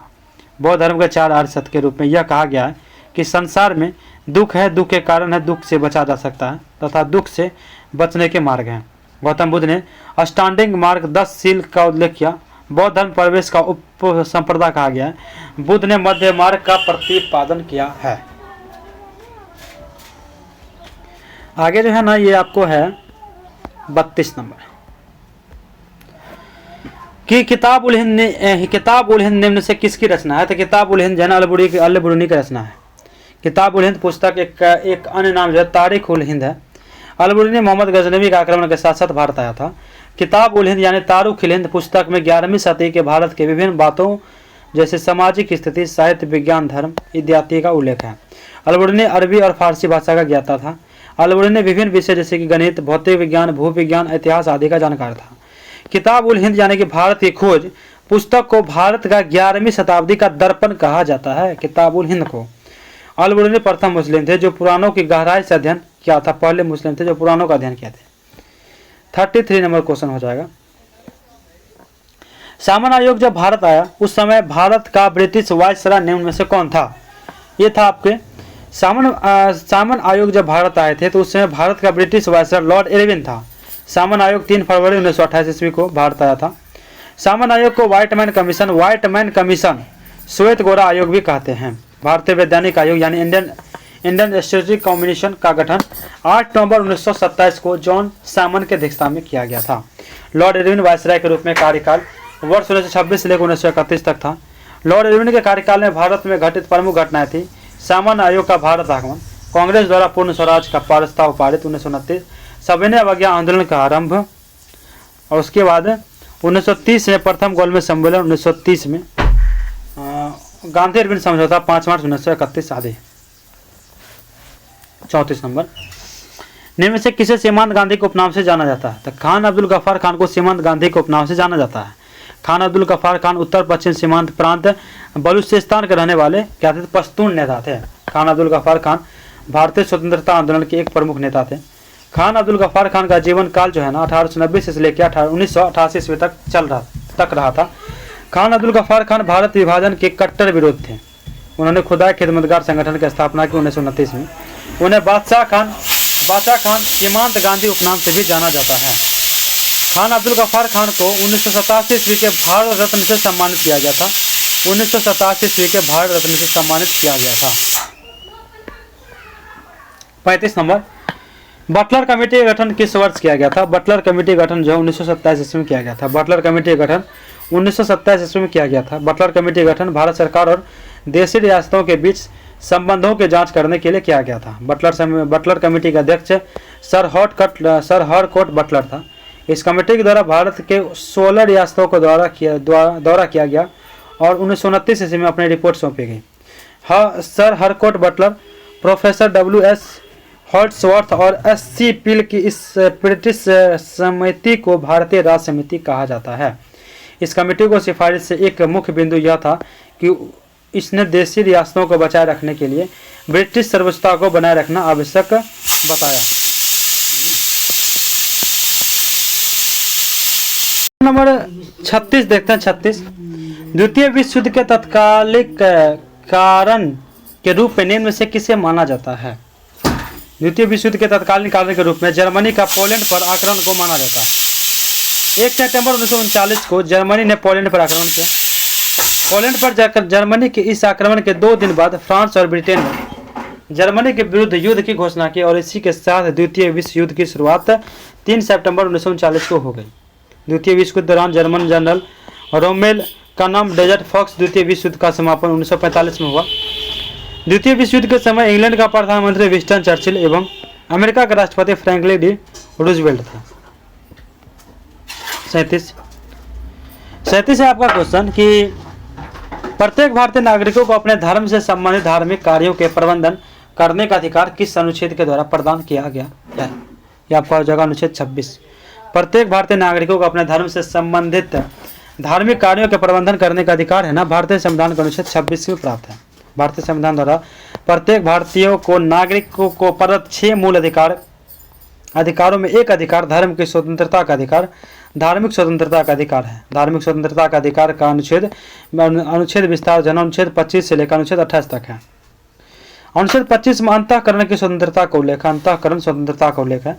अनुच्छेद 27 के अंतर्गत है ना, धार्मिक प्रयोग में प्रदत्त धनराशि को कर से छूट दिया गया है। अनुच्छेद 28 के अंतर्गत सरकार द्वारा वित्त पोषित शैक्षणिक संस्थान में कोई भी धार्मिक शिक्षा देने निषेध किया गया है, इसका अपवाद भी है। 38 नंबर, विधान परिषद के सभापति पद के संबंध में निम्नलिखित में से कौन सा है ना, कौन सही तथ्य है? कौन सही तथ्य है? इसका हो जाएगा सदन द्वारा चुना जाता है। विधान परिषद का सभापति सदन विधान परिषद द्वारा चुना जाता है। भारतीय संविधान का अनुच्छेद 182 में कहा गया है कि विधान परिषद यथाशीघ्र अपने सदस्यों में से एक सभापति और उप सभापति चुनेगी। विधान परिषद राज्य विधानसभा का उच्च सदन या द्विसदनीय होता है।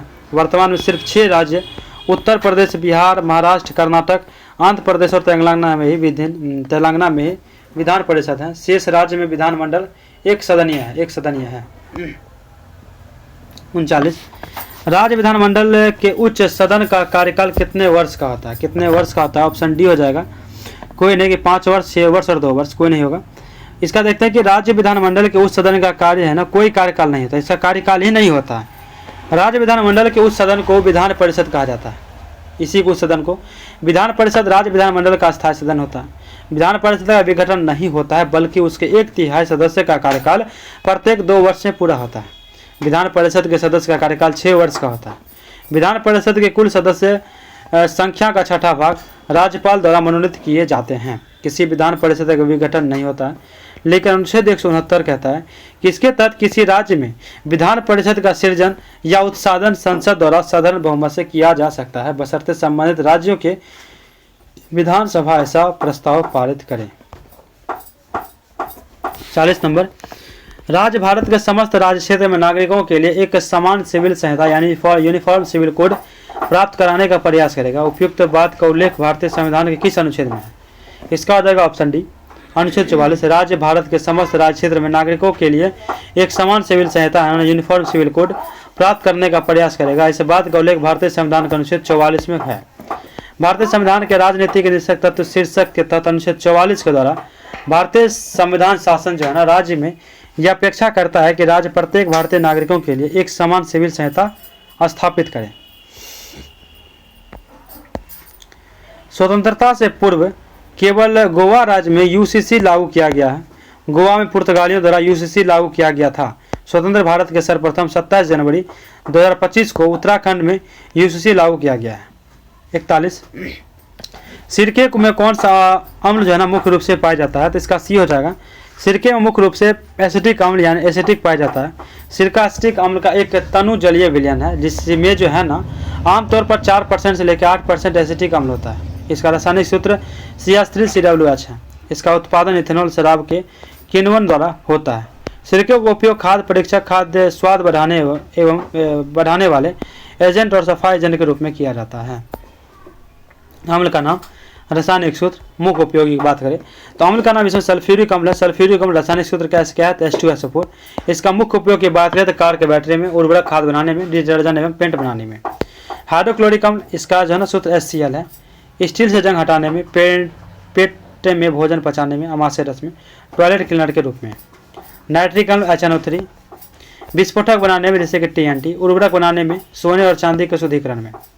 एसिटिक अम्ल CH3COOH, सिरका बनाने में, खाद्य पदार्थों को संरक्षित करने में, अचार में, फोटोग्राफिक फिल्म बनाने में। क्या उसके बाद है क्या? फॉस्फोरिक अम्ल H3PO4, शीतल पेय कोल्ड ड्रिंक्स में, खट्टापन लाने के लिए, उर्वरक बनाने में, जंग हटाने वाले एजेंट के रूप में। 42 नंबर, एक परमाणु को K और L कोष में भरा हुआ है, उसका परमाणु में इलेक्ट्रॉन की कुल संख्या कितनी है? एक परमाणु K और L कोष से भरा हुआ है, उसका परमाणु से इलेक्ट्रॉनों की कुल संख्या कितनी है? 10 है। किसी कक्षा में कुल इलेक्ट्रॉन की संख्या 2n² है। इलेक्ट्रॉन की संख्या गणना कर की जाए तो k कोष is equal to n is equal to 1। यह पहला इलेक्ट्रॉन कोष है और इससे अधिकतया 2 इलेक्ट्रॉन हो सकते हैं। l कोष बराबर n बराबर 2 होता है। यह दूसरा इलेक्ट्रॉन कोष है और इसमें जो है ना अधिकतम 8 इलेक्ट्रॉन हो सकते हैं। यदि k और l दोनों कोष पूरी तरह से भरे हुए हैं तो इलेक्ट्रॉनों की कुल संख्या 2 k कोष में अर्थात 8 जो है l कोष में और 10 इलेक्ट्रॉन हो सकते हैं। ठीक है, 10 इलेक्ट्रॉन वाला तत्व जो है ना नियोन है, जो एक अक्रिय गैस है क्योंकि बाहरी कोष l कोष पूरी तरह से क्या होता है इसका तो भरा होता है। 43 है क्या, निम्नलिखित में से कौन सी ग्रीन हाउस गैस इफेक्ट के लिए मुख्य रूप से उत्तरदायी है। तो कार्बन डाइऑक्साइड है ना CO2 ग्रीन हाउस प्रभाव के लिए मुख्य रूप से उत्तरदायी है। ग्रीन हाउस प्रभाव वह प्रक्रिया है जिसके द्वारा कुछ गैस से पृथ्वी द्वारा उत्सर्जित अवरक्त विकिरण इंफ्रारेड रेडिएशन को वायुमंडल से रोक लेती है, जिससे जो है ना ग्रह गर्म रहता है। कार्बन डाइऑक्साइड जीवाश्म ईंधन के जलने और वनों की कटाई जैसे मानवीय गतिविधि के कारण वायुमंडल में सबसे प्रचुर मात्रा में मौजूद ग्रीन हाउस गैस है। अन्य महत्वपूर्ण ग्रीन हाउस गैस में मीथेन CH4, जलवाष्प H2O और नाइट्रस ऑक्साइड N2O शामिल है। गैसों का नाम रासायनिक सूत्र CGWP यानी 100 वर्ष का देखें तो कार्बन डाइऑक्साइड इसका CO2 होता है 1 वर्ष, मीथेन CH4 इसे GWP इसका 28 वर्ष है, नाइट्रस ऑक्साइड N2O ये 265, सल्फर हेक्साफ्लोराइड SF6 इसका फॉर्मूला होता है 23,500 GWP है इसका, हाइड्रोफ्लोरोकार्बन HFC 140 से लेकर 14,800 इसका GWP है, और परफ्लोरोकार्बन PFC 7390 से लेकर 12,200 तक। प्रमुख अक्रिय गैस है ना आपको, जैसे हीलियम का इलेक्ट्रॉनिक कॉन्फ़िगरेशन इसको बोलते हैं 1s2, नियोन का 1s2 2s2 2p6, ऑरियन का 1s2 2s2 2p6 3s2 3p6, krypton का 1s2 2s2 2p6 3s2 3p6 4s2 310 4s2। ठीक है, जलवाष्प सबसे शक्तिशाली ग्रीन हाउस गैस है, याद रखिएगा जलवाष्प, लेकिन CO2 की बढ़ती सांद्रता वैश्विक तापन यानी ग्लोबल वार्मिंग के मुख्य कारण है। 44 प्लास्टर ऑफ पेरिस को नमीरोधी बर्तन में क्यों रखा जाना चाहिए। प्लास्टर ऑफ पेरिस को नमीरोधी बर्तन में रखा जाना चाहिए क्योंकि यह नमी से अभिक्रिया करके कठोर और ठोस पदार्थ करता है। प्लास्टर ऑफ पेरिस का रासायनिक नाम कैल्शियम सल्फेट हेमीहाइड्रेट यानी CaSO4 है। जब यह पानी नमी के संपर्क में आता है तो यह पानी के अणुओं को अवशोषित कर लेता है और एक रासायनिक अभिक्रिया के माध्यम से जिप्सम CaSO4 में बदल जाता है। जिप्सम क्या है कि एक कठोर ठोस पदार्थ है। यह गुण के कारण ही इसका उपयोग टूटी हुई हड्डियों को स्थिर करने के लिए प्लास्टर बनाने यानी मूर्ति बनाने में किया जाता है। यदि इसे नमीरोधी बर्तन में नहीं रखा जाता है तो यह वायुमंडलीय नमी को सोख कर धीरे धीरे कठोर हो जाएगा और अनुपयोगी हो जाएगा। 45 है क्या ना, 45 की चुंबकीय क्षेत्र रेखाएं के गुणों के बारे में निम्नलिखित में से कौन सा कथन सही है।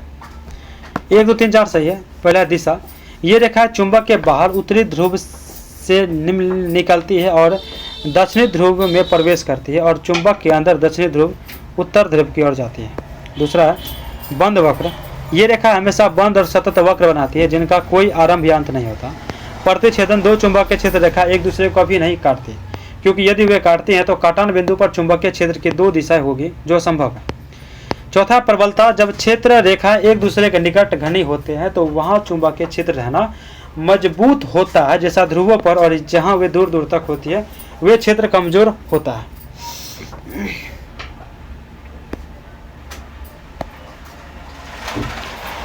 छियालीस सेना के आयोजित USA ओपन 2025 से महिला एकल का खिताब किसने जीता है। बेलारूस की आर्यना सबालेंका ने 8 सितंबर 2025 को न्यूयॉर्क में ओपन 2025 से महिला एकल खिताब जीता है। आर्यना सबालेंका ने अमांडा एनिसिमोव को हराकर दूसरा खिताब जीता है। USA ओपन 2025 का पुरुष एकल का खिताब कार्लोस अल्कराज ने जेनिक सिनर को हराकर जीता है। कार्लोस अल्कराज ने इस जीत के साथ उन्होंने लगातार 2 USA ओपन खिताब जीतने की उपलब्धि हासिल की है जिससे वह टेनिस के शीर्ष खिलाड़ी में से एक बन गए हैं, कार्लोस अल्कराज।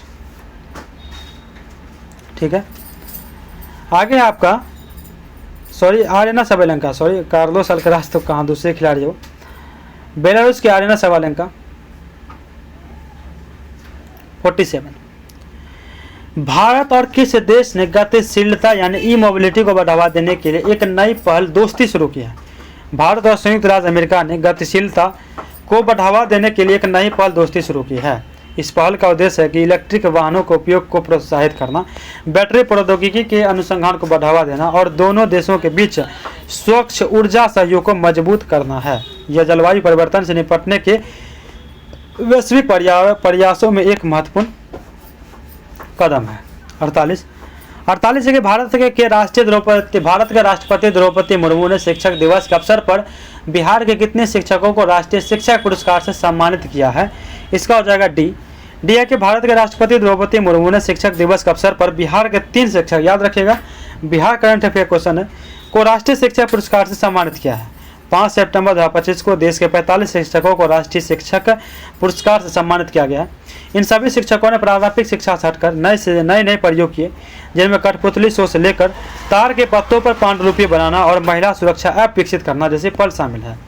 बिहार के 3 शिक्षक कौन कौन है? तो दिलीप कुमार और सुपौल की कुमार निधि और किशनगंज के डॉक्टर प्रमोद कुमार,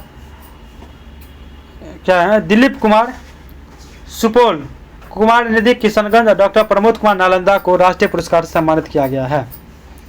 शिक्षा पुरस्कार के रूप में 1 रजत पदक, प्रमाण पत्र, 50,000 रुपये भी दिया जाता है। कैश। 49 है ना कि यदि एक बेलन की ऊंचाई को अपरिवर्तित रखते हुए उसकी त्रिज्या को क्या कर रहा है तो 20% बढ़ा दिया जाता है, तो बेलन का आयतन में कितने प्रतिशत की वृद्धि होगी? आयतन यानी वॉल्यूम। तो बेलन की ऊंचाई पहले देख लेते, 20% मतलब होता है 1/5 यानी कि 6/5, यानी 6 वृद्धि के बाद त्रिज्या R2 और 5 यानी वृद्धि से पहले त्रिज्या R1 मान लेते हैं। पहले बेलन का आयतन निकाल लेंगे इस तरह से तो 25 पायच, दूसरे का वृद्धि के बाद निकाल लेंगे तो 36 पायच, अतः आयतन में प्रतिशत अंतर निकाल लेंगे 36 पाई माइनस 25 पायच, तो अब बाय 25 पायच ये आपका हो जाएगा 44%। डायरेक्ट जो है ना, डायरेक्ट वृद्धि निकाल लिया गया 44%। और दूसरा क्या विधि है कि आयतन का फॉर्मूला पता है कि πr² πh आयतन होता है, πr² h होता है, एक ही बात है। तो 20% वृद्धि हुआ तो 1/5 से क्या हो गया? 6/5 हो गया, 5/25 6/36, इस तरह से प्रतिशत वृद्धि देखते हैं तो कितना आ गया? 44%। लक्ष्मण अपने माल पर क्रय मूल्य से 60% अधिक अंकित करता है और 20% की छूट देता है, 20% की छूट देता है, यानी 160 पे 20% का छूट देता है, यानी इसका 80% निकाल लेंगे तो उसका लाभ यहाँ प्रतिशत क्या होगा? तो अंकित मूल्य 160, इसके बाद 20% छूट देता है, यानी 128 यूनिट हो गया आंसर, 128 यूनिट। लाभ प्रतिशत निकाल लेंगे, लाभ बटा क्रय मूल्य गुना 100 तो हो जाएगा आपका 28%। 28%। 51 नंबर क्वेश्चन है कि अब स्वतंत्र भारत में बिहार के प्रथम राज्यपाल कौन हुए थे? स्वतंत्र भारत में बिहार के जो प्रथम राज्यपाल थे गवर्नर जयराम दास दौलत राम हुए। बिहार के राज्यपाल के रूप में जयराम दास दौलत राम का कार्यकाल 15 अगस्त 1947 से लेकर 11 जनवरी 1948 तक रहा था। स्वतंत्र भारत में बिहार के प्रथम 4 गवर्नर राज्यपाल के नाम क्रमशः इस प्रकार हैं: जयराम दास दौलत राम, माधव श्री हरिहन्ने, रंगनाथ रामचंद्र दिवाकर, डॉक्टर जाकिर हुसैन। स्वतंत्रता से पूर्व अगर देखा जाए तो बिहार के प्रथम गवर्नर आपको होते 1920 ईस्वी में सत्येंद्र प्रसाद सिन्हा। 1 अप्रैल 1936 को बिहार को उड़ीसा अलग राज्य बनने के बाद बिहार का प्रथम गवर्नर जो है ना सर जेम्स डेविड सिम्पसन बना था। स्वतंत्रता से पूर्व बिहार के अंतिम गवर्नर ह्यूगो हॉड था।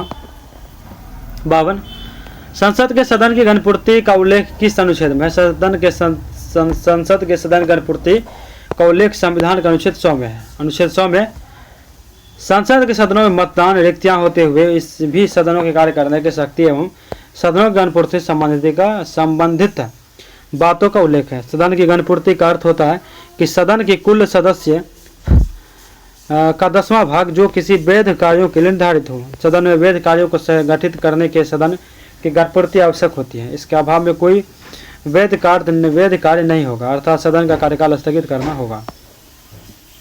53 भारत किस राष्ट्रपति का निधन राष्ट्रपति पद पर रहते हुए हुआ था? तो राष्ट्रपति डॉक्टर जाकिर हुसैन एवं राष्ट्रपति डॉक्टर फखरुद्दीन अली अहमद, इन दोनों की मृत्यु राष्ट्रपति पद पर होते हुए थे। अब तक भारत के ये दोनों ही ऐसे राष्ट्रपति हुए जिनकी मृत्यु है ना राष्ट्रपति पद पर रहने के दौरान हुए। डॉक्टर जाकिर हुसैन 13 मई 1967 को राष्ट्रपति पद पर आसीन हुए, परंतु उनकी मृत्यु 5 वर्ष के कार्यकाल के कार्यकाल के पहले ही 3 मई 1969 को हो गई। डॉक्टर फखरुद्दीन अली अहमद 24 अगस्त 1974 को भारत के राष्ट्रपति पद का शपथ ग्रहण की। उनकी भी मृत्यु कार्यकाल पूर्व होने से पहले 11 फरवरी 1977 को हो गई। भारत के एकमात्र उपराष्ट्रपति श्री कृष्णकांत जिनका पद पर रहते हुए मृत्यु हो गई। भारत का एकमात्र उपराष्ट्रपति श्रीकांत कृष्णकांत। 54 भारतीय संविधान सभा के समक्ष उद्देश्य प्रस्ताव किसके द्वारा प्रस्तुत किया गया था? भारतीय संविधान के समक्ष है ना उद्देश्य प्रस्ताव पंडित जवाहरलाल नेहरू के द्वारा प्रस्तुत किया गया था। 13 दिसंबर 1946 को पंडित जवाहरलाल नेहरू द्वारा संविधान सभा के समक्ष उद्देश्य प्रस्ताव प्रस्तुत किया गया था। 22 जनवरी 1947 को जवाहरलाल नेहरू द्वारा प्रस्तुत उद्देश्य प्रस्ताव को संविधान सभा द्वारा स्वीकार किया गया। 9 दिसंबर 1946 को भारतीय संविधान सभा की बैठक हुई। संविधान सभा के प्रथम बैठक की अध्यक्षता डॉक्टर सचिदानंद सिन्हा द्वारा की गई थी। डॉक्टर सचिदानंद सिन्हा है ना भारतीय संविधान सभा के अस्थायी अध्यक्ष थे। 11 दिसंबर 1946 को डॉक्टर राजेंद्र प्रसाद सभा के अस्थायी अध्यक्ष चुने गए।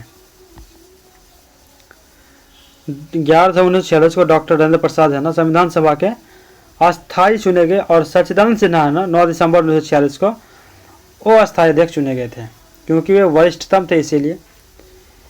55 भारतीय संविधान सभा के कुल कितने सत्र आयोजित हुए? भारतीय संविधान सभा में कुल 11 सत्र आयोजित हुए थे। भारतीय संविधान सभा का प्रथम 9 दिसंबर 1946 से लेके 23 दिसंबर 1946 तक था प्रथम सत्र। भारतीय संविधान सभा का अंतिम सत्र जो है ना 11वां सत्र हुआ था। टोटल 11 सत्र हुए थे। 14 नवंबर 1949 से लेके 26 नवंबर 1949 तक संविधान सभा द्वारा नवनिर्मित संविधान को 26 नवंबर 1949 को अंगीकार किया गया यानी स्वीकार किया गया।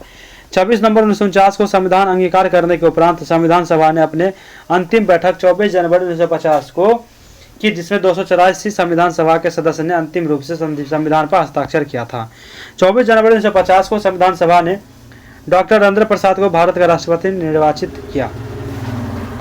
24 जनवरी 1950 को संविधान सभा को भंग कर दिया गया और उसे पूर्ण रूप से अंतरिम संसद के रूप में 26 जनवरी 1950 ईस्वी से प्रस्तावित कर दिया गया जो कि 12 मई 1952 तक रहा था।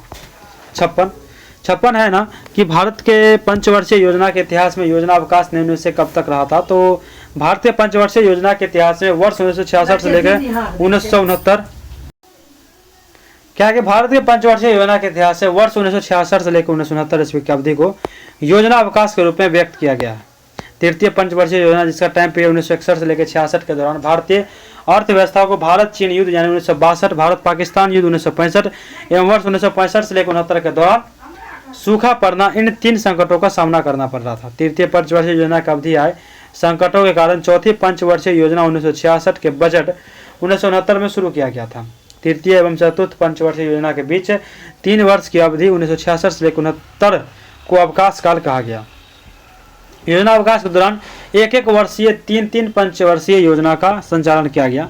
अनवरत योजना जनता दल सरकार द्वारा चलाया गया था। अनवरत योजना यानी रोलिंग प्लांट का प्रतिपादन मगुनार मिडल के क्षेत्रीय सिद्धांत पर आधारित था। 1980 में कांग्रेस सरकार ने अनवरत योजना को समाप्त कर छठी पंचवर्षीय योजना यानी 1980 से 85 के मध्य संचालित किया था। 57 अर्थव्यवस्था में समावेशी समृद्धि का अर्थ है। अर्थव्यवस्था में समावेशी समृद्धि का अर्थ है ना आर्थिक समृद्धि की प्रक्रिया में समाज के सभी वर्गों को समान अवसर एवं लाभ प्राप्ति है। सरकार द्वारा समय समय पर समावेशी समृद्धि के लिए अल्पकालीन तथा दीर्घकालीन नीतियां जारी की गई है। समावेशी समृद्धि के लिए जारी अल्पकालीन नीतियों के उदाहरण में खास खाद्य पोषाहार योजना, आवास पेयजल योजना को देखा जाता है। समावेशी समृद्धि के दीर्घकालीन नीतियों के रूप में कौशल विकास एवं रोजगार सृजन जैसी नीतियों को शामिल किया जाता है। समावेशी विकास की अवधारणा के अंतर्गत विकास का लाभ सभी वर्गों को मिले, विशेषकर जो निर्धनतम वर्ग है उसके लिए सबसे अधिक और सबसे पहले मिले। भारत का 11वीं और 12वीं पंचवर्षीय योजना के मुख्य विषय में समावेश किया गया था। इस पंचवर्षीय योजना का अंतिम उद्देश्य सुदृढ़ लाना तथा जिसमें विकास तीव्र हो उससे अधिक समावेशी हो। 58 आरबीआई के प्रथम भारतीय गवर्नर कौन हुए? तो आरबीआई के प्रथम भारतीय गवर्नर जो है ना सीडी देशमुख हुए। सीडी देशमुख का पूरा नाम चिंतामन द्वारकानाथ देशमुख है। सीडी देशमुख आरबीआई के तीसरे गवर्नर थे। आरबीआई गवर्नर के रूप में सीडी देशमुख का कार्यकाल 11 अगस्त 1943 से लेकर 30 जून 1949 तक रहा था। इसका कार्यकाल जो है ना 1 जनवरी 1949 को आरबीआई का राष्ट्रीयकरण हुआ था। आरबीआई का पहला गवर्नर ऑसबर्न स्मिथ जो कि 1 अप्रैल से लेकर 1935 से लेकर 30 जून 1937 तक था। तथा दूसरा गवर्नर हुए जेम्स बैडर टेलर, 1 जुलाई 1937 से लेकर 17 फरवरी 1943 तक है। आरबीआई के वर्तमान गवर्नर संजय मल्होत्रा है, जो इस पद पर 11 दिसंबर 2024 से कार्यरत हैं। संजय मल्होत्रा। 59 बाजार कीमत पर सकल राष्ट्रीय उत्पाद जीएनपी एमपी निम्न से किसके बराबर होता है? तो बाजार कीमत पर सकल घरेलू उत्पाद जीएनपी और एमपी में विदेशों से प्राप्त निवल कारक आय को जोड़ने पर बाजार कीमत पर सकल राष्ट्रीय उत्पाद जो है ना वो आपको ज्ञात होता है। सकल राष्ट्रीय उत्पाद यानी बाजार कीमत पर है ना, सकल घरेलू उत्पाद बाजार कीमत पर प्लस विदेशों से प्राप्त निवल कारक आय माइनस उस देश के विदेशी द्वारा अर्जित आय होती है। NFIA का पूरा नाम क्या है? Net factor income for about सकल राष्ट्रीय आय यानी जीएनपी का मूल्यह्रास यानी डिस्प्रेशन घटाने के बाद निवल राष्ट्रीय आय यानी एमएनपी प्राप्त किया जाता है। एमएनपी बराबर जीएनपी माइनस से मूल्यह्रास होता है। राष्ट्रीय आय की गणना की 3 विधि है, उत्पाद विधि, आय विधि और व्यय विधि। आगे आपका 60 नंबर क्वेश्चन 60 क्वेश्चन है कि व्यष्टि अर्थव्यवस्था यानी माइक्रो इकोनॉमिक्स की प्रेरणा किसे माना जाता है? किसे माना जाता है? तो ऑप्शन ए हो जाएगा एडम स्मिथ। Adam Smith. व्यष्टि अर्थव्यवस्था यानी माइक्रो इकोनॉमिक का प्रणेता एडम स्मिथ को माना जाता है। व्यष्टि अर्थशास्त्र माइक्रो इकोनॉमिक्स के अंतर्गत सामान्यतः जो है ना आर्थिक इकाई का अध्ययन किया गया जाता है। प्रोफेसर बेल्टिंग के अनुसार फर्म, परिवार, व्यक्ति, मजदूरी, व्यक्तिगत आय, विशेष उद्यम इत्यादि के व्यक्तिगत अध्ययन को व्यष्टि अर्थव्यवस्था में शामिल किया जाता है। जॉन मेनार्ड किन्स को समष्टि अर्थशास्त्र यानी माइक्रो इकोनॉमिक्स का जनक माना जाता है। लियोनेल रॉबर्ट्स ने बताया है कि अर्थशास्त्र एक विज्ञान है जो मानव व्यवहार और उसकी आवश्यकताओं की इच्छा एवं संसाधनों का अध्ययन करता है। व्यष्टि अर्थशास्त्र के वास्तविक जनक के रूप में अल्फ्रेड मार्शल को माना जाता है। वास्तविक जनक के रूप में अल्फ्रेड मार्शल को माना जाता है। इन्होंने नियोक्लासिकल अर्थशास्त्र की नींव रखी। मार्शल ने आपूर्ति और मांग सीमांत उपयोगिता और उत्पादन लागत जैसे विषय पर अमूल्य योगदान दिया। सूक्ष्म अर्थशास्त्र को मूल्य कीमत सिद्धांत भी कहा जाता है। समष्टि अर्थशास्त्र का दूसरा नाम क्या था? आय का सिद्धांत, क्योंकि इसमें आय और रोजगार समग्र स्तरों का अध्ययन करते हैं। 61 है ना कि एक पंप 100 केजी पानी को 20 मीटर ऊंची टंकी तक पहुंचाने में 100 सेकंड का समय लेते हैं। पंप की शक्ति यानी पावर क्या है? मान लें कि जी बराबर 10 मीटर प्रति सेकंड स्क्वायर है, तो पावर क्या होगा? mgh/t। इस तरह से 2 किलोवाट आ जाएगा। 62 नंबर है कि एक पतले उत्तल लेंस यानी कॉन्केव लेंस के प्रकाशिक केंद्र यानी ऑप्टिकल सेंटर से होकर गुजरने वाले प्रकाश की किरणें, तो एक पतले उत्तल लेंस के प्रकाशिक केंद्र से होकर गुजरने वाले प्रकाश की किरणें है ना बिना किसी विचलन के सीधे निकल जाती है। प्रकाशिक केंद्र लेंस के मुख्य अक्ष पर स्थित वह बिंदु होती है जिससे होकर गुजरने पर प्रकाश किरणें क्या होती है? इसमें कोई विचलन नहीं होता है। यद्यपि किरण लेंस के अंदर एक बहुत ही छोटा पार्श्व विस्थापन यानी लेटरल डिस्प्लेसमेंट अनुभव करती है, लेकिन पतले लेंस के लिए इसे नगण्य माना जाता है। यह किरण आरेख बनाने को उपयोग किए जाने वाले 3 प्रमुख निगमों में से एक है। अन्य दो नियम है। मुख्य अक्ष के समांतर आने वाली किरणें फोकस से होकर गुजरती है और फोकस से होकर आने वाली किरणें मुख्य अक्ष के समांतर हो जाती है। 63 है कि एक ध्वनि स्रोत 10 सेकंड में 500 श्रृंग और 500 गर्त उत्पन्न करता है। तरंग की आवृत्ति यानी फ्रीक्वेंसी क्या होगी? तरंग की आवृत्ति क्या है? तो एक ध्वनि स्रोत 10 सेकंड में 500 श्रृंग यानी क्रस्ट और 500 गर्त यानी ट्रफ उत्पन्न करता है। तरंग की आवृत्ति 50 हर्ट्ज है। क्या है? तो आवृत्ति ने 50 हर्ट्ज है। आवृत्ति एक तरंग यानी वन वेव, एक पूर्ण तरंग में एक श्रृंग और एक गर्त होता है। कुल तरंग स्रोत जो है ना 500 श्रृंग और 500 गर्त उत्पन्न करता है, जिसका अर्थ है कि 500 पूर्ण तरंग उत्पन्न करता है। आवृत्ति प्रति सेकंड उत्पन्न होने वाली तरंग की संख्या है। इसका मात्रक हर्ट्ज है। एफ तरंगों की संख्या या समय यानी 500/10 क्या हो जाएगा? 50 हर्ट्ज हो जाएगा। 64 क्वेश्चन है कि फ्लेमिंग का वाम हस्त नियम किसकी दिशा ज्ञात करने के लिए प्रयोग किया जाता है? फ्लेमिंग के वाम हस्त का नियम चुंबकीय क्षेत्र में रखे धारावाही चालक पर लगने वाले बल की दिशा ज्ञात करने के लिए प्रयोग किया जाता है। इस नियम का उपयोग विद्युत मोटर के कार्य सिद्धांत को समझने के लिए किया जाता है। नियम के अनुसार यदि आप अपने बाएं हाथ के अंगूठे, तर्जनी और मध्यमा को एक दूसरे के लंबवत फैलाते हैं तो तर्जनी है ना, फोर फिंगर, चुंबकीय छिद्र फील्ड की दिशा को इंगित करता है, मध्यमा विद्युत धारा की दिशा को, और अंगूठा है ना चालक पर लगने वाले बल यानी फोर्स मोशन को इंगित दिशा में इंगित करता है। तो ये जो है ना आपको फोर्स, फील्ड और करंट, और ये फील्ड है या करंट है, ये फोर्स है। फ्लेमिंग का लेफ्ट हैंड रूल है, ये राइट हैंड रूल है। ये क्या करता है, यानी फ्लेमिंग के लेफ्ट हैंड में क्या है कि इसका जो अंगूठा है ना, ये आपको फोर्स को डिनोट करता है, तर्जनी फील्ड को और मध्यमा करंट को। लेकिन दाएं हाथ के नियम में क्या है, तो इसमें ये अंगूठा करंट को इंगित करता है और ये तर्जनी फील्ड को, और मध्यमा इसमें फोर्स को, यहाँ मध्यमा को ये दिखा दिया, मध्यमा फोर्स को। 65 नंबर क्वेश्चन है, 65 था न्यूमेरिकल।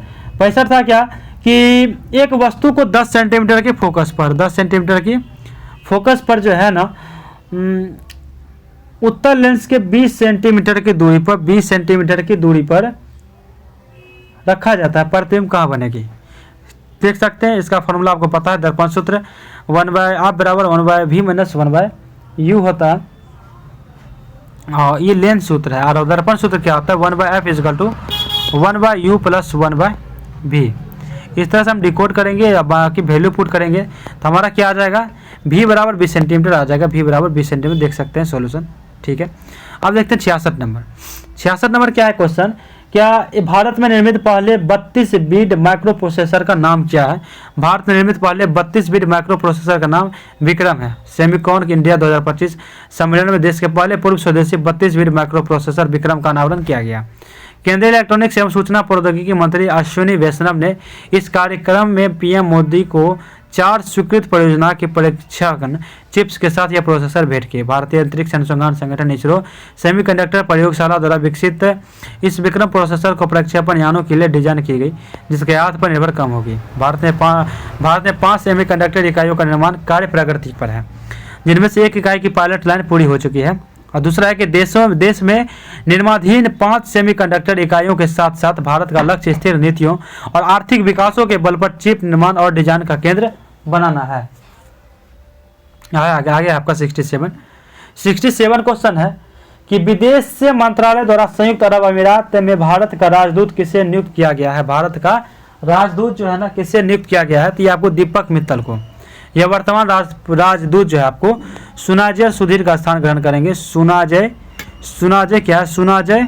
सुधीर का स्थान ग्रहण करेंगे। वे 1998 बैच के IFS अधिकारी हैं।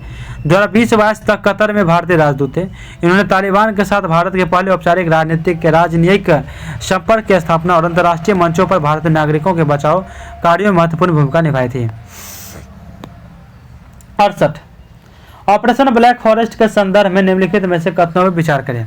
ऑपरेशन ब्लैक फॉरेस्ट कैरगुटालू पहाड़ी पर छत्तीसगढ़ के बस्तर जिलों में चलाया गया। छत्तीसगढ़ के बस्तर में इस अभियान को CRPF छत्तीसगढ़ पुलिस, DRGG और कोबरा के जवानों ने संयुक्त रूप से मिलकर सफलतापूर्वक पूरा किया। कोबरा के जवानों ने 3 दिसंबर 2025 को केंद्रीय गृह एवं सहकारिता मंत्री अमित शाह ने CRPF छत्तीसगढ़, DRGG और कोबरा के जवान को नई दिल्ली में सम्मानित किया है। 31 मार्च 2025 तक देश को नक्सलवाद से मुक्त कराने का लक्ष्य रखा गया है। 69 मैथ क्वेश्चन, ये देख सकते हैं। इसका सॉल्यूशन करने पे क्या आएगा, तो ये 10 से ये कहा जाएगा 10-1 देख सकते हैं सॉल्यूशन। ये इसका हो जाएगा ऑप्शन ए 70 नंबर क्वेश्चन है ना कि एक घनाभ की भुजा 3:4:5 में है। इसका आयतन 480 घन इकाई है। सबसे बड़ा और सबसे छोटी भुजा के बीच अंतर, तो पहले तो हम देख लेते हैं 3-4 यानी 5 को 3-4 3x 4x 5x लिख सकते हैं। घन का आयतन क्या होता है, तो LBH होता है घनाभ का आयतन, ठीक है। घन है या घनाभ है, घनाभ है तो घनाभ होगा, यहाँ पे घनाभ है, घनाभ का आयतन LBH होता है। और सबसे बड़ी सबसे छोटी भुजा में अंतर निकालेंगे इस तरह से, x से वैल्यू निकल जाएगा और ये आ जाएगा 4 इकाई। 71 नंबर क्वेश्चन है कि निम्न में से कौन बिहार सरकार के साथ निश्चय 1 में शामिल नहीं है? डायरेक्ट आंसर पढ़ते हैं। युवा शक्ति बिहार के प्रगति या बिहार सरकार के साथ निश्चय 1 में शामिल नहीं है। युवा शक्ति बिहार के प्रगति या बिहार सरकार के साथ निश्चय 2 में शामिल है। 7 निश्चय 1 के तहत घोषित 7 निश्चय निम्नलिखित थे, ये आपके 1 में देखते हैं। आर्थिक हल युवाओं को बल, आरक्षित रोजगार महिलाओं को अधिकार, घर घर बिजली लगातार, हर घर नल का जल, हर घर तक पक्की गली नालियाँ, शौचालय निर्माण, घर सम्मान, अवसर बढ़े आगे बढ़े। बिहार बजट 2025-26 में आत्मनिर्भर बिहार के साथ निश्चय योजना 2 के तहत 5,972 करोड़ रुपए आवंटित किया गया है। 5,972 करोड़। और अगर आप अभी देखे होंगे क्या, जो लगभग बिहार में ना 1 करोड़ महिलाओं को 10,000 पैसे दिया गया उद्यमी योजना के तहत। अगर आप इसको कन्वर्ट करते हैं तो समझ सकते हैं इसके पार है। 72 वर्तमान विश्व में इनमें से किस अर्थव्यवस्था वाले देश की उपस्थिति नगण्य है? नगण्य है तो होगा क्या? वर्तमान विश्व में आत्मनिर्भर अर्थव्यवस्था वाले देश की उपस्थिति नगण्य है। आत्मनिर्भर अर्थव्यवस्था वाले देश की उपस्थिति नगण्य है।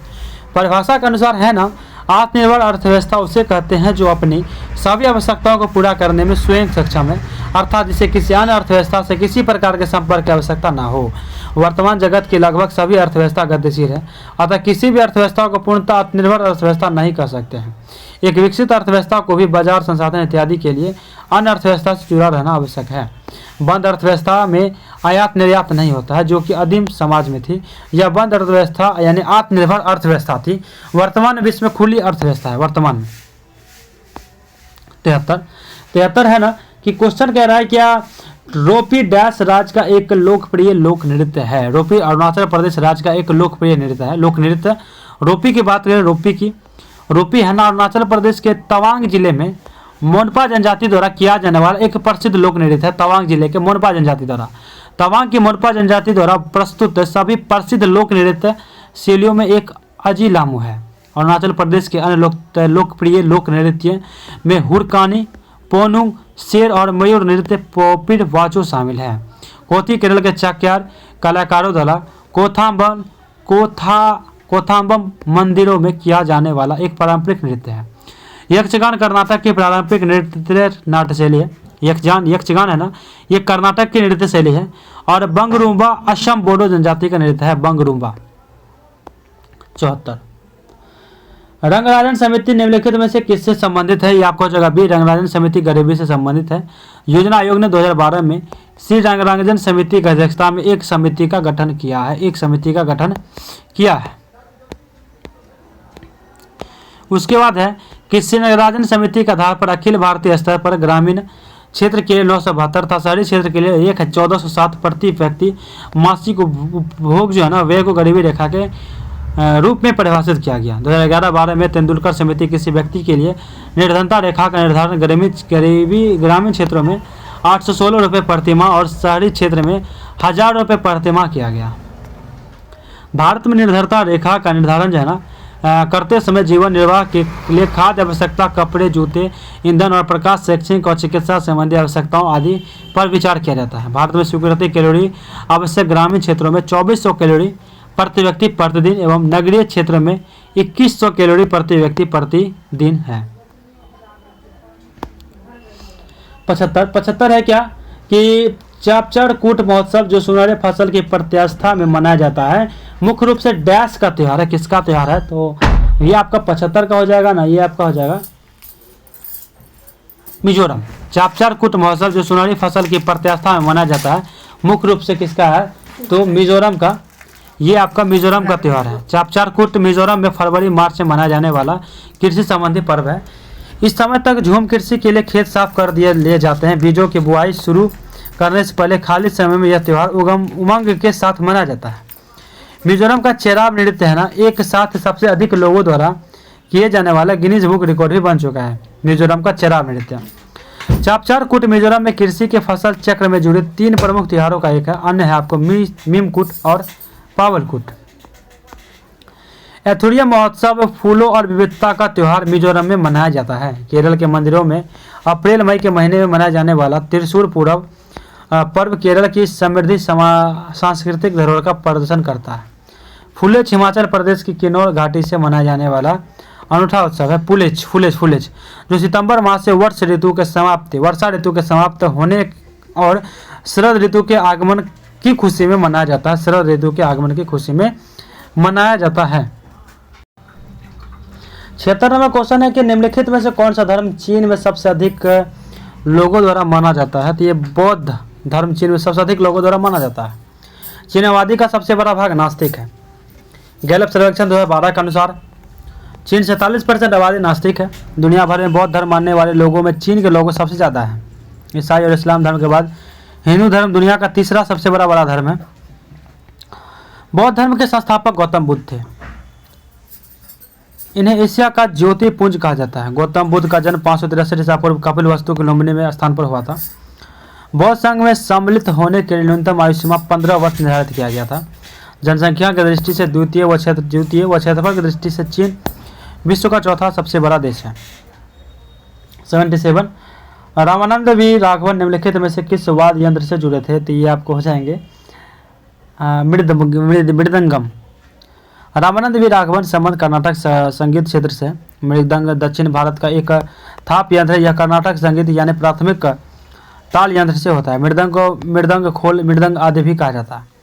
गुलाम सबीर खां सारंगी वाद्य यंत्र से क्या है संबंधित हैं। एस चिन्ना मौलाना नादस्वरम वाद्य यंत्र से संबंधित है। 78 क्या कहते हैं चेराबो उत्सव डैश राज्य में मनाया जाने वाला नववर्ष उत्सव है। चेराबो उत्सव है ना मणिपुर राज्य में मनाया जाने वाला नववर्ष उत्सव है। इसे साजीबू नागोम पनवा साजीबू चेराओवा या मेतई चेराओवा के नाम से भी जाना जाता है। इस त्यौहार को मणिपुरी या मैत्रेयी जनजाति द्वारा नववर्ष के उपलक्ष्य में मनाए जाने वाला पर्व है। इस त्यौहार में साजीबू माह अप्रैल में मनाया जाता है। इस दिन लोग अपने घरों में साफ सफाई करते हैं और घर के बुजुर्ग सुबह लेनथियोग्यो सानामाही नामक देवता की पूजा करते हैं। हम्पी उत्सव कर्नाटक में मनाया जाने वाला उत्सव है।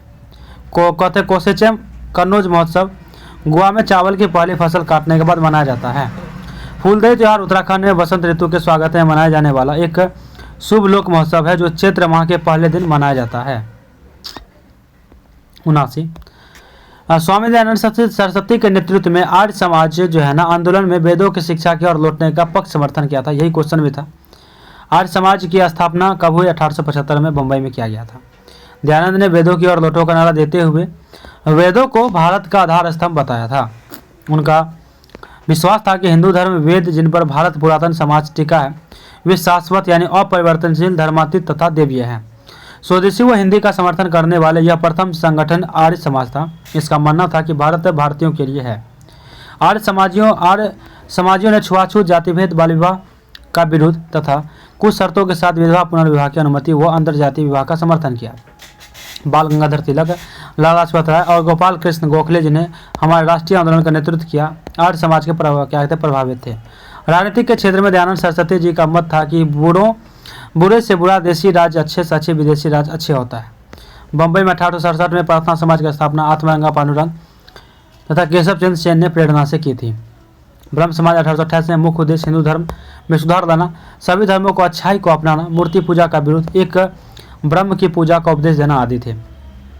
अलीगढ़ आंदोलन का प्रवर्तक सर सैयद अहमद खान ने किया तथा इस्लाम में व्याप्त सामाजिक कुरीतियों, बड़ी मुरादी प्रथा, दास प्रथा इत्यादि के विरुद्ध भी आवाज उठाए। 80 नंबर क्वेश्चन है कि भारतीय संविधान का कौन सा अनुच्छेद है ना काम की न्याय संगत और मानवोचित दशाओं का सिद्धांत को रेखांकित करता है?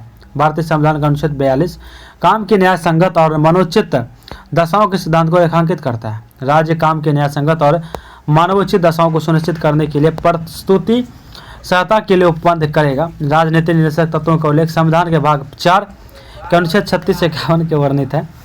संविधान निर्माताओं ने यह विचार 1937 में निर्मित आयरलैंड के संविधान से लिया। आयरलैंड के संविधान से स्पेन संविधान से ग्रहण किया गया था। अनुच्छेद 41 है कि कुछ दशाओं में काम, शिक्षा और लोक सहायता पाने का अधिकार का उल्लेख मिलता है। अनुच्छेद 41 है कि कुछ दशाओं में काम, शिक्षा और लोक सहायता पाने का अधिकार का उल्लेख मिलता है। अनुच्छेद 46 अनुसूचित जाति व जनजाति तथा अन्य दुर्बल वर्गों की शिक्षा और अर्थ संबंधी संरक्षण का प्रावधान का उल्लेख है। अनुच्छेद 48 है कि कृषि का आधुनिकीकरण और पशुपालन का संगठन का उल्लेख किया गया। अनुच्छेद 48 में ना कृषि का आधुनिकीकरण और पशुपालन का संगठन का उल्लेख किया गया है। क्वेश्चन है 81 नंबर 81 क्वेश्चन है क्या जो जैव विविधता हॉटस्पॉट के रूप में माने जाने के लिए किसी क्षेत्र का कौन सा शर्तों का पूरा करना चाहिए? जैव विविधता हॉटस्पॉट की अवधारणा नॉर्मन मायर्स द्वारा दी गई थी। इसके दो मुख्य शर्त हैं। उच्च स्थानिकता क्षेत्र में संवहनी पौधे कम से कम 1500 स्थानिक प्रजातियाँ होनी चाहिए, यानी ऐसी प्रजातियाँ जो दुनिया और कहीं नहीं पाई जाती है।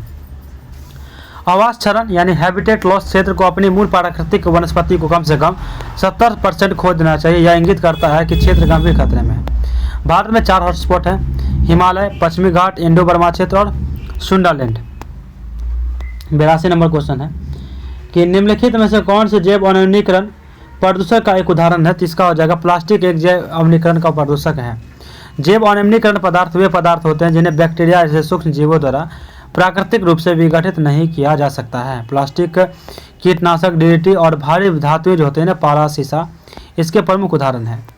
ये पदार्थ पर्यावरण में सैकड़ों और हजारों वर्षों तक बने रहते हैं, जिससे मिट्टी और जल प्रदूषण होता है और वन्यजीव को नुकसान पहुंचता है। कागज, सब्जियों के छिलके, सूती कपड़े जैव निम्नीकरण पदार्थ हैं, क्योंकि वे जो है ना सूक्ष्म जीव द्वारा आसानी से विघटित हो जाते हैं।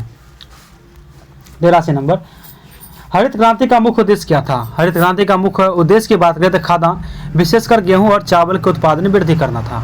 हरित क्रांति 1960 के दशक में शुरू हुई एक पहल थी जिसका नेतृत्व नॉर्मन बोरलॉग ने किया था और भारत में MS स्वामीनाथन ने इसे आगे बढ़ाया। इसका लक्ष्य उच्च उपज वाली किस्मों यानी HYV के बीजों यानी रासायनिक उर्वरक, कीटनाशकों और बेहतर सिंचाई तकनीकों का उपयोग करके कृषि उत्पादकता को बढ़ाना था। आगे है, इस क्रांति ने भारत के खाद्यान्न उत्पादन में आत्मनिर्भर बनाने की महत्वपूर्ण भूमिका निभाई थी। इसका सबसे अधिक प्रभाव जो है ना पंजाब, हरियाणा और पश्चिमी उत्तर प्रदेश में देखा गया। 84 क्या कहते हैं, मिट्टी में पोषक तत्वों की पूर्ति के लिए किसान निम्नलिखित में से किस विधि का उपयोग करते हैं? किसान मिट्टी के पोषक तत्वों की पूर्ति के लिए फसल चक्रण का उपयोग करते हैं। फसल चक्रण एक ही खेत में एक ही निश्चित क्रम में विभिन्न प्रकार की फसलें उगाने की प्रथा है। यह विधि मिट्टी के स्वास्थ्य को बनाए रखने में मदद करती है। उदाहरण के लिए अनाज जैसे कि फसलें मिट्टियाँ से नाइट्रोजन का उपयोग करती है, जबकि फलीदार फसल जैसे कि दालें, मटर राइजोबियम बैक्टीरिया की मदद से वायुमंडलीय नाइट्रोजन को मिट्टी से स्थिर करती है। एक फसल के बाद दूसरी प्रकार की फसल उगाने से मिट्टी के पोषक तत्वों का संतुलन बना रहता है और कीटों तथा बीमारियों का चक्र भी टूटता है। अन्य विधि की अगर बात करें तो खाद और उर्वरक का उपयोग करना तथा खेतों के कुछ समय के लिए परती खाली छोड़ना इस शामिल है। 85 श्वेत क्रांति किससे संबंधित है? श्वेत क्रांति आपको दुग्ध उत्पादन से संबंधित है, दुग्ध उत्पादन से। आगे है, श्वेत क्रांति जिसे ऑपरेशन फ्लड के भी नाम से जाना जाता है 1970 में भारत में शुरू की गई दुनिया की सबसे बड़ी डेयरी विकास परियोजना थी। इस क्रांति का मुख्य उद्देश्य भारत के दूध उत्पादन में आत्मनिर्भर बनना और ग्रामीण आय में वृद्धि करना था। डॉक्टर वारिस कुरियन को श्वेत क्रांति का जनक माना जाता है। इस क्रांति ने अमूल जैसे सहकार मॉडल को बढ़ावा दिया और भारत को दुनिया का सबसे बड़ा दूध उत्पादक देश बना दिया। हरित क्रांति अनाज उत्पादक खासकर चावल गेहूं बढ़ाने से संबंधित है। 86 भारत सरकार ने महत्वपूर्ण खनिज के निष्कर्षण और उत्पादन के लिए पुनर्चक्रण क्षमता को बढ़ावा देने के लिए कितने करोड़ रुपए की प्रोत्साहन योजना शुरू की है, मंजूरी दी है? भारत सरकार ने महत्वपूर्ण खनिजों के निष्कर्षण और उत्पादन पुनर्चक्रण क्षमता को बढ़ावा देने के लिए 1500 करोड़ की प्रोत्साहन योजना मंजूरी दी है। इस योजना वित्त वर्ष 2025-26 में वित्त वर्ष 2030-31 तक चलेगी। इस पहल में ई कचरा, लिथियम आयन बैटरी पुनर्चक्रण शामिल होगा। इस योजना में 6 वर्ष में 70,000 रोजगार सृजित होने और 8,000 करोड़ का निवेश आकर्षित होने की संभावना है। इस योजना से वार्षिक पुनर्चक्रण क्षमता जो है 270 किलोटन की वृद्धि होगी। इसके प्रति लिथियम, कोबाल्ट और निकल महत्वपूर्ण खनिजों का लगभग 40 किलोटन उत्पादन होगा। 87 इसका क्वेश्चन है क्या कि भारत के किस गैर लाभकारी संगठन को वर्ष 2025 में रमन मैग्सेसे पुरस्कार के लिए चुना गया है? भारत में एजुकेटेड गर्ल्स नामक गैर लाभकारी संगठन को वर्ष 2025 के रमन मैग्सेसे पुरस्कार के लिए चुना गया है। इससे जो है NGO एजुकेटेड गर्ल्स देश भर में वंचित लड़कियों की शिक्षा के लिए कार्य करते हैं। एजुकेटेड गर्ल्स जैसे foundation to educated girls globally के नाम से भी माना जाता है। रमन मैग्सेसे पुरस्कार प्राप्त करने वाली यह देश की पहली संस्था है। एजुकेटेड गर्ल्स की स्थापना 2007 में हुई थी। इसके संस्थापक सफीन हुसैन थे। ये एक भारतीय गैर लाभकारी संगठन है जो भारत के सबसे गरीब, सबसे ग्रामीण और दूर दराज के क्षेत्रों में शिक्षा में लैंगिक अन्याय को दूर करने या अभूतपूर्व कार्य किया है, जो परिवारों, समुदाय और पूरे समाज को ऊपर उठाता है। रमन मैग्सेसे पुरस्कार की स्थापना 1957 में की गई थी। ये इसे एशिया का नोबेल पुरस्कार भी कहा जाता है। फिलीपींस के पूर्व राष्ट्रपति रमन मैग्सेसे की संस्तुति में इसका नाम रखा गया। प्रथम रमन मैग्सेसे पुरस्कार जो है आपको 1958 में प्रदान किया गया था। 1958 में विनोबा भावे को 1958 में इस पुरस्कार से सम्मानित किया गया था, जो कि प्रथम भारतीय थे। 88 विद्युत मंत्रालय भारत सरकार द्वारा जारी की गई राज्य ऊर्जा दक्षता सूचकांक 2024 में प्रथम स्थान किस राज्य ने हासिल किया? विद्युत मंत्रालय भारत सरकार द्वारा जारी की गई ऊर्जा दक्षता सूचकांक 2024 में प्रथम स्थान महाराष्ट्र ने हासिल किया। विद्युत मंत्रालय ने ऊर्जा दक्षता के प्रबंधन और सुधार में राज्यों की प्रगति का आकलन और ट्रैक करने के लिए वित्तीय वर्ष 2023-24 के लिए राज्य ऊर्जा दक्षता सूचकांक का 6वां संस्करण जारी किया। इस सूचकांक को ऊर्जा दक्षता ब्यूरो ने alliance for an energy efficient economy के साथ मिलकर तैयार किया है। ऊर्जा खपत समूह द्वारा शीर्ष प्रदर्शन करने वाले राज्य की बात करें तो समूह 1 समूह 1 महाराष्ट्र, समूह 2 आंध्र प्रदेश, समूह 3 असम और समूह 4 में आपको आता है त्रिपुरा। ठीक है। श्वेत क्रांति जिसे ऑपरेशन फ्लड के नाम से भी जाना जाता है 1970 में भारत में शुरू की गई। सॉरी अभी हम है ना यहाँ पे है ना 89 पे आएंगे। यहाँ पे क्या था कि समूह 1 में था आपका आंध्र प्रदेश, समूह 1 में था महाराष्ट्र, समूह 2 में आंध्र प्रदेश, समूह 3 में असम, समूह 4 में त्रिपुरा। इस सूचकांक में है ना 36 राज्य और केंद्र शासित प्रदेशों का 66वां संकेतकों और 7 क्षेत्रों का मूल्यांकन करता है। इन्हें भवन, उद्योग, नगर पालिका सेवाएं, परिवहन, कृषि, बिजली वितरण कंपनियां और विभिन्न क्षेत्रों की पहल शामिल है। 89 क्वेश्चन है क्या कि देव और रोहित किसी कार्य को क्रमशः 12 और 36 दिन में पूरा कर देते हैं। देव से प्रारंभ करते हुए 71 दिनों में कार्य करता है। कितने दिनों में पूरा हो जाएगा? मतलब एक दिन छोड़ के एक दिन करता है, 71 में करता है। दिन, क्षमता, कूला ये निकल गया एचएम इसका 36। इस तरह से इसका दक्षता निकाल लेंगे। कार्य देव से प्रारंभ करते हुए 71 दिनों में किया जा रहा है। 2 दिन में किया गया कार्य क्या हो जाएगा? 4। इसी प्रकार 9 × 2 यानी 4 × 9 18 दिन में किया गया क्या हो जाएगा? 36 यानी कि 18 दूना 36 और कार्य 18 दिन में इसी तरह से पूरा हो जाएगा क्योंकि एक का है 2 यूनिट 90। ए और बी का वेतन जो है ना अनुपात 4:5 में है। उनके व्यय का अनुपात 5:6 है। यदि दोनों क्रमशः 200 और 300 रुपये बचाते हैं तो ए का वेतन कितना है? दिया गया वेतन है कि ए और बी का वेतन और व्यय का अनुपात क्रमशः 4, 5 और 5 दिया हुआ है। आय है 4x 5x। सूत्र से क्या होता है कि आय बराबर बचत प्लस व्यय होता है। आय हमारा क्या होता है? जितना हम बचत कर रहे हैं, जितना व्यय कर रहे हैं यानी खर्च कर रहे हैं वो हमारा टोटल इनकम होता है। इस तरह से हम निकाल लेते हैं 4x/5x मैंने से वो 200 बचाता है वो आपका ए और 300 बचाता है बी। अनुपात क्या बचा मतलब क्या कहते हैं व्यय का अनुपात कितना है तो 5/6। इस पर हम कन्वर्ट कर रहे हैं, इक्वेशन निकालें। एक्स का वैल्यू हमारा आ गया 300 यानी ए का वेतन क्या हो जाएगा? 1200 रुपया। बस 91 poverty and British rule India किसने लिखी? तो ये आपको लिखे दादा भाई नौरोजी द्वारा। इस पुस्तक में पहली बार गरीबी के मापन को जी की न्यूनतम आवश्यकताओं को पूर्ति में लगाया गया था। 1887 में दादा भाई नौरोजी ने इंग्लैंड में भारतीय सुधार समिति का स्थापना की।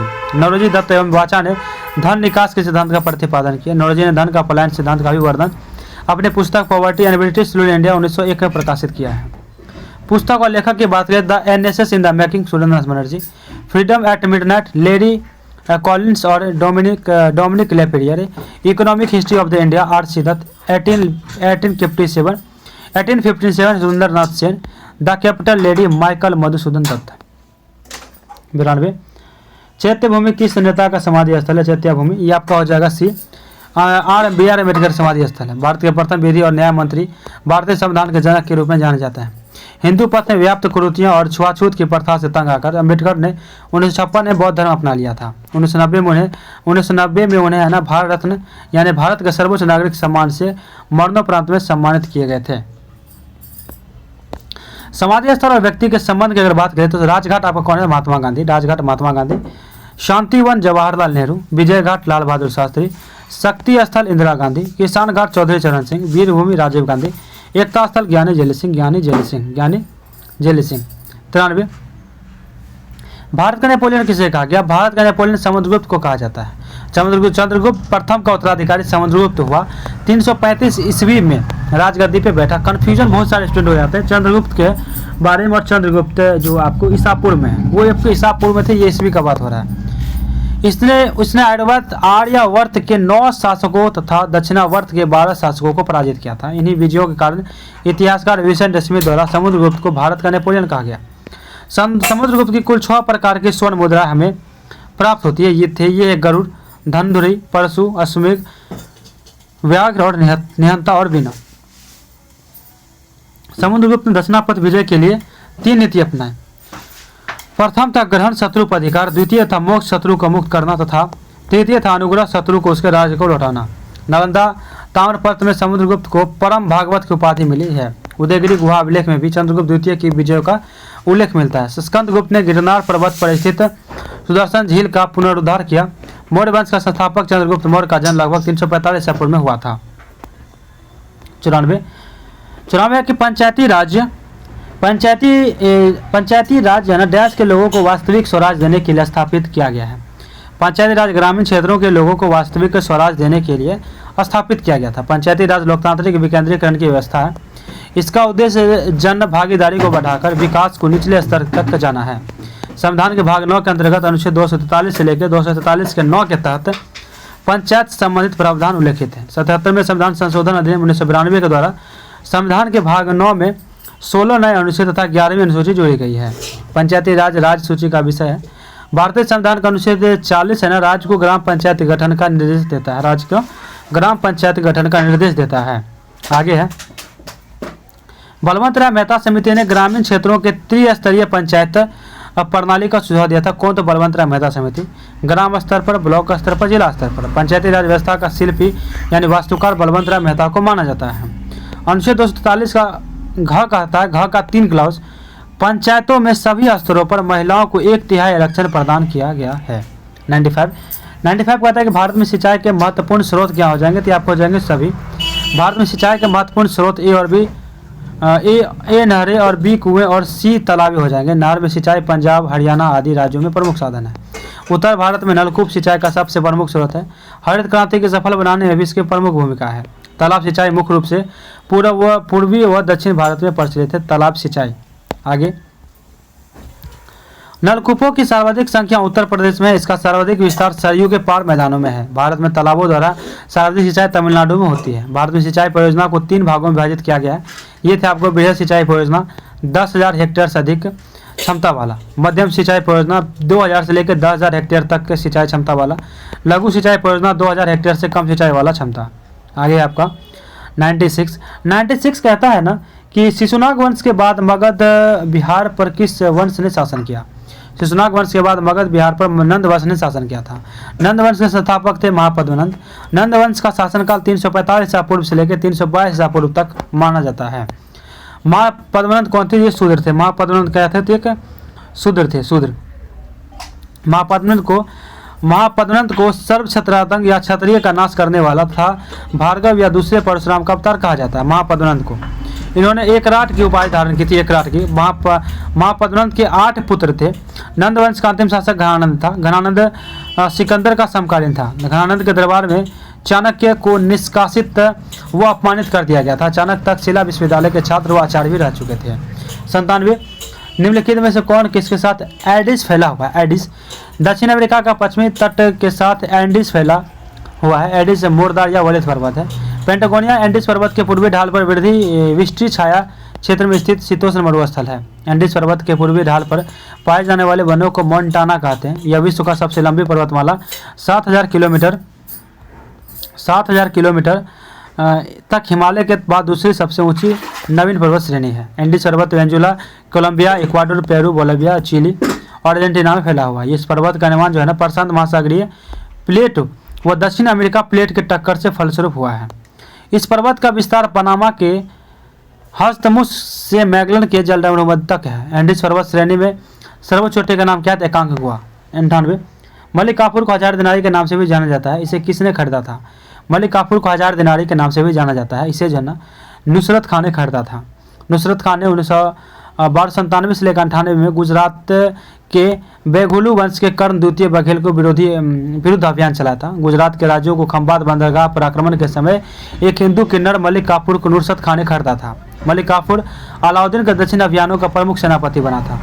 अलाउद्दीन ने 1307 से लेकर 1308 में मलिक काफूर को देवगिरी पर आक्रमण के लिए भेजा था। अलाउद्दीन ने 1307 से 1308 में मलिक काफूर को अलाउद्दीन ने सिकंदर द्वितीय शानी की उपाधि धारण की थी। अलाउद्दीन खिलजी को सार्वजनिक वितरण प्रणाली प्रारंभ करने वाला प्रथम मध्यकाल के शासक था। अलाउद्दीन खिलजी के शासनकाल में भूमि मापन को मसाहत कहा जाता है, मसाहत कहा जाता है भूमि मापन को। अलाउद्दीन प्रथम मुस्लिम शासक था जिसने मसाहत करवाया था। सेना का नगद वेतन देने वाला भी अलाउद्दीन प्रथम मुस्लिम शासक था। दीवान ए मुक्सराज विभाग की स्थापना अलाउद्दीन खिलजी ने की थी। 99 है का निम्नलिखित में से कौन टेस्ला के समतुल्य है? टेस्ला न्यूटन प्रति एम्पियर यानी न्यूटन एम्पियर -1 m-1 के समतुल्य है। टेस्ला प्रतीक टी अंतर्राष्ट्रीय इकाई प्रणाली है। SI में इसका चुंबकीय अविवाह घनत्व यानी मैग्नेटिक फ्लक्स डेंसिटी या चुंबकीय क्षेत्र की ताकत यानी मैग्नेटिक फील्ड स्ट्रेंथ B की इकाई है। चुंबकीय क्षेत्र में L लंबाई की एक तार जिसमें L धारा प्रवाहित हो रही है पर लगने वाला बल जो है ना F बराबर ILB sin थीटा होता है, जहाँ थीटा धारा के चुंबकीय क्षेत्र की दिशा के बीच का कोण है। यदि क्या कह रहा है कि यदि तार चुंबकीय क्षेत्र के लंबवत sin थीटा बराबर 1 रखा हो तो F बराबर ILB यानी B क्या हो जाएगा magnetic field equal to F/1 I × L। बल F की इकाई न्यूटन है, धारा I की इकाई एम्पियर है और लंबाई इकाई मीटर m है और इसे B की इकाई mmn यानी एम्पियर मीटर न्यूटन प्रति एम्पियर मीटर ऐसे होती है जो कि टेस्ला के बराबर है। न्यूटन पर कूलम यानी NC इन्वर्स बोल सकते हैं यानी न्यूटन प्रति कूलम। विद्युत क्षेत्र की तीव्रता यानी इलेक्ट्रिक फील्ड स्ट्रेंथ की क्या इकाई है। 100 लास्ट 2015 की बिहार सरकार की अधिसूचना में किस समुदाय को अनुसूचित जाति SC के रूप में वर्गीकृत किया गया था, जिसे जुलाई 2024 में सुप्रीम कोर्ट ने यह कहते हुए रद्द कर दिया कि राज्य संविधान के अनुच्छेद 341 के तहत प्रकाशित SC सूची में बदलाव नहीं कर सकते हैं। 2015 के बिहार सरकार की अधिसूचना में तांती तंतवा समुदाय की अनुसूचित जाति SC के रूप में वर्गीकृत किया गया था, जिसे जुलाई 2024 में सुप्रीम कोर्ट ने यह कहते हुए रद्द कर दिया था कि राज्य संविधान के अनुच्छेद 341 के तहत प्रकाशित SC सूची में बदलाव नहीं कर सकती है। अनुच्छेद 341 में अनुसूचित जाति से संबंधित है। अनुच्छेद 342 का संबंध अनुसूचित जनजाति से है। 342 का आगे है कि जुलाई 2024 में उच्चतम न्यायालय ने कहा कि राज्य सरकार को संविधान के अनुच्छेद 341 के तहत अनुसूचित जाति की सूची में बदलाव करने का अधिकार नहीं है, बल्कि यह अधिकार केवल संसद को प्राप्त है। उच्चतम न्यायालय ने कहा कि संसद के बनाए गए कानून के अलावा राज्य के केंद्र सरकार के पास संविधान का अनुच्छेद 341 के तहत प्रकाशित अनुसूचित जातियों की सूची में छेड़छाड़ करने का कोई अधिकार शक्ति नहीं है। आगे है कि जस्टिस विक्रम नाथ और जस्टिस सतीश चंद्र शर्मा की पीठ ने 1 जुलाई 2015 को पारित उस प्रस्ताव को खारिज कर दिया गया जिसमें कहा गया है कि अत्यंत पिछड़ी जाति तांती तंतवा जो है ना अनुसूचित जातियों की सूची में 5 सामान्य जाति के साथ शामिल किए जाएं। उच्चतम न्यायालय ने कहा कि अनुच्छेद 342 के उपखंड 2 को सरलता से पढ़ने से 2 बातें स्पष्ट है। 342 के उपखंड 2 के खंड 1 है कि खंड 1 के अंतर्गत अधिसूचना के अंतर्गत निर्दिष्ट सूची को केवल संसद में बनाए गए कानून के जरिए ही संशोधित या परिवर्तित किया जा सकता है और यह इस पर रोक लगाता है कि संसद में बने कानून के अलावा उपखंडन के अंतर्गत जारी अधिसूचना को किसी भी बाद की अधिसूचना के जरिए बदला नहीं जा सकता है। पटना हाईकोर्ट ने 2015 के राज्य सरकार के फैसला को 2017 में स्वीकार कर लिया। उच्चतम न्यायालय तांती तंतवा समुदाय को SC से पुनः ABC में लाने का आदेश दिया। उच्चतम न्यायालय ने क्या किया कि तांती तंतवा समुदाय की एक जाति है जिसे SC से है ना पहले उसको SC में डाल दिया गया, अब वह पुनः ABC में डाला जा रहा है, डालने का आदेश दिया है। तो 100 क्वेश्चन खत्म होता है।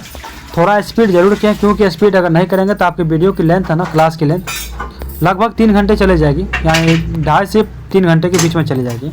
तो थोड़ा सा कम समय लगे और ज़्यादा क्वेश्चन का रिकॉल हो क्योंकि ये रिवीजन है, ये आपका रिवीजन है। रिवीजन फटाक से हो जाए तो ज़्यादा अच्छा है।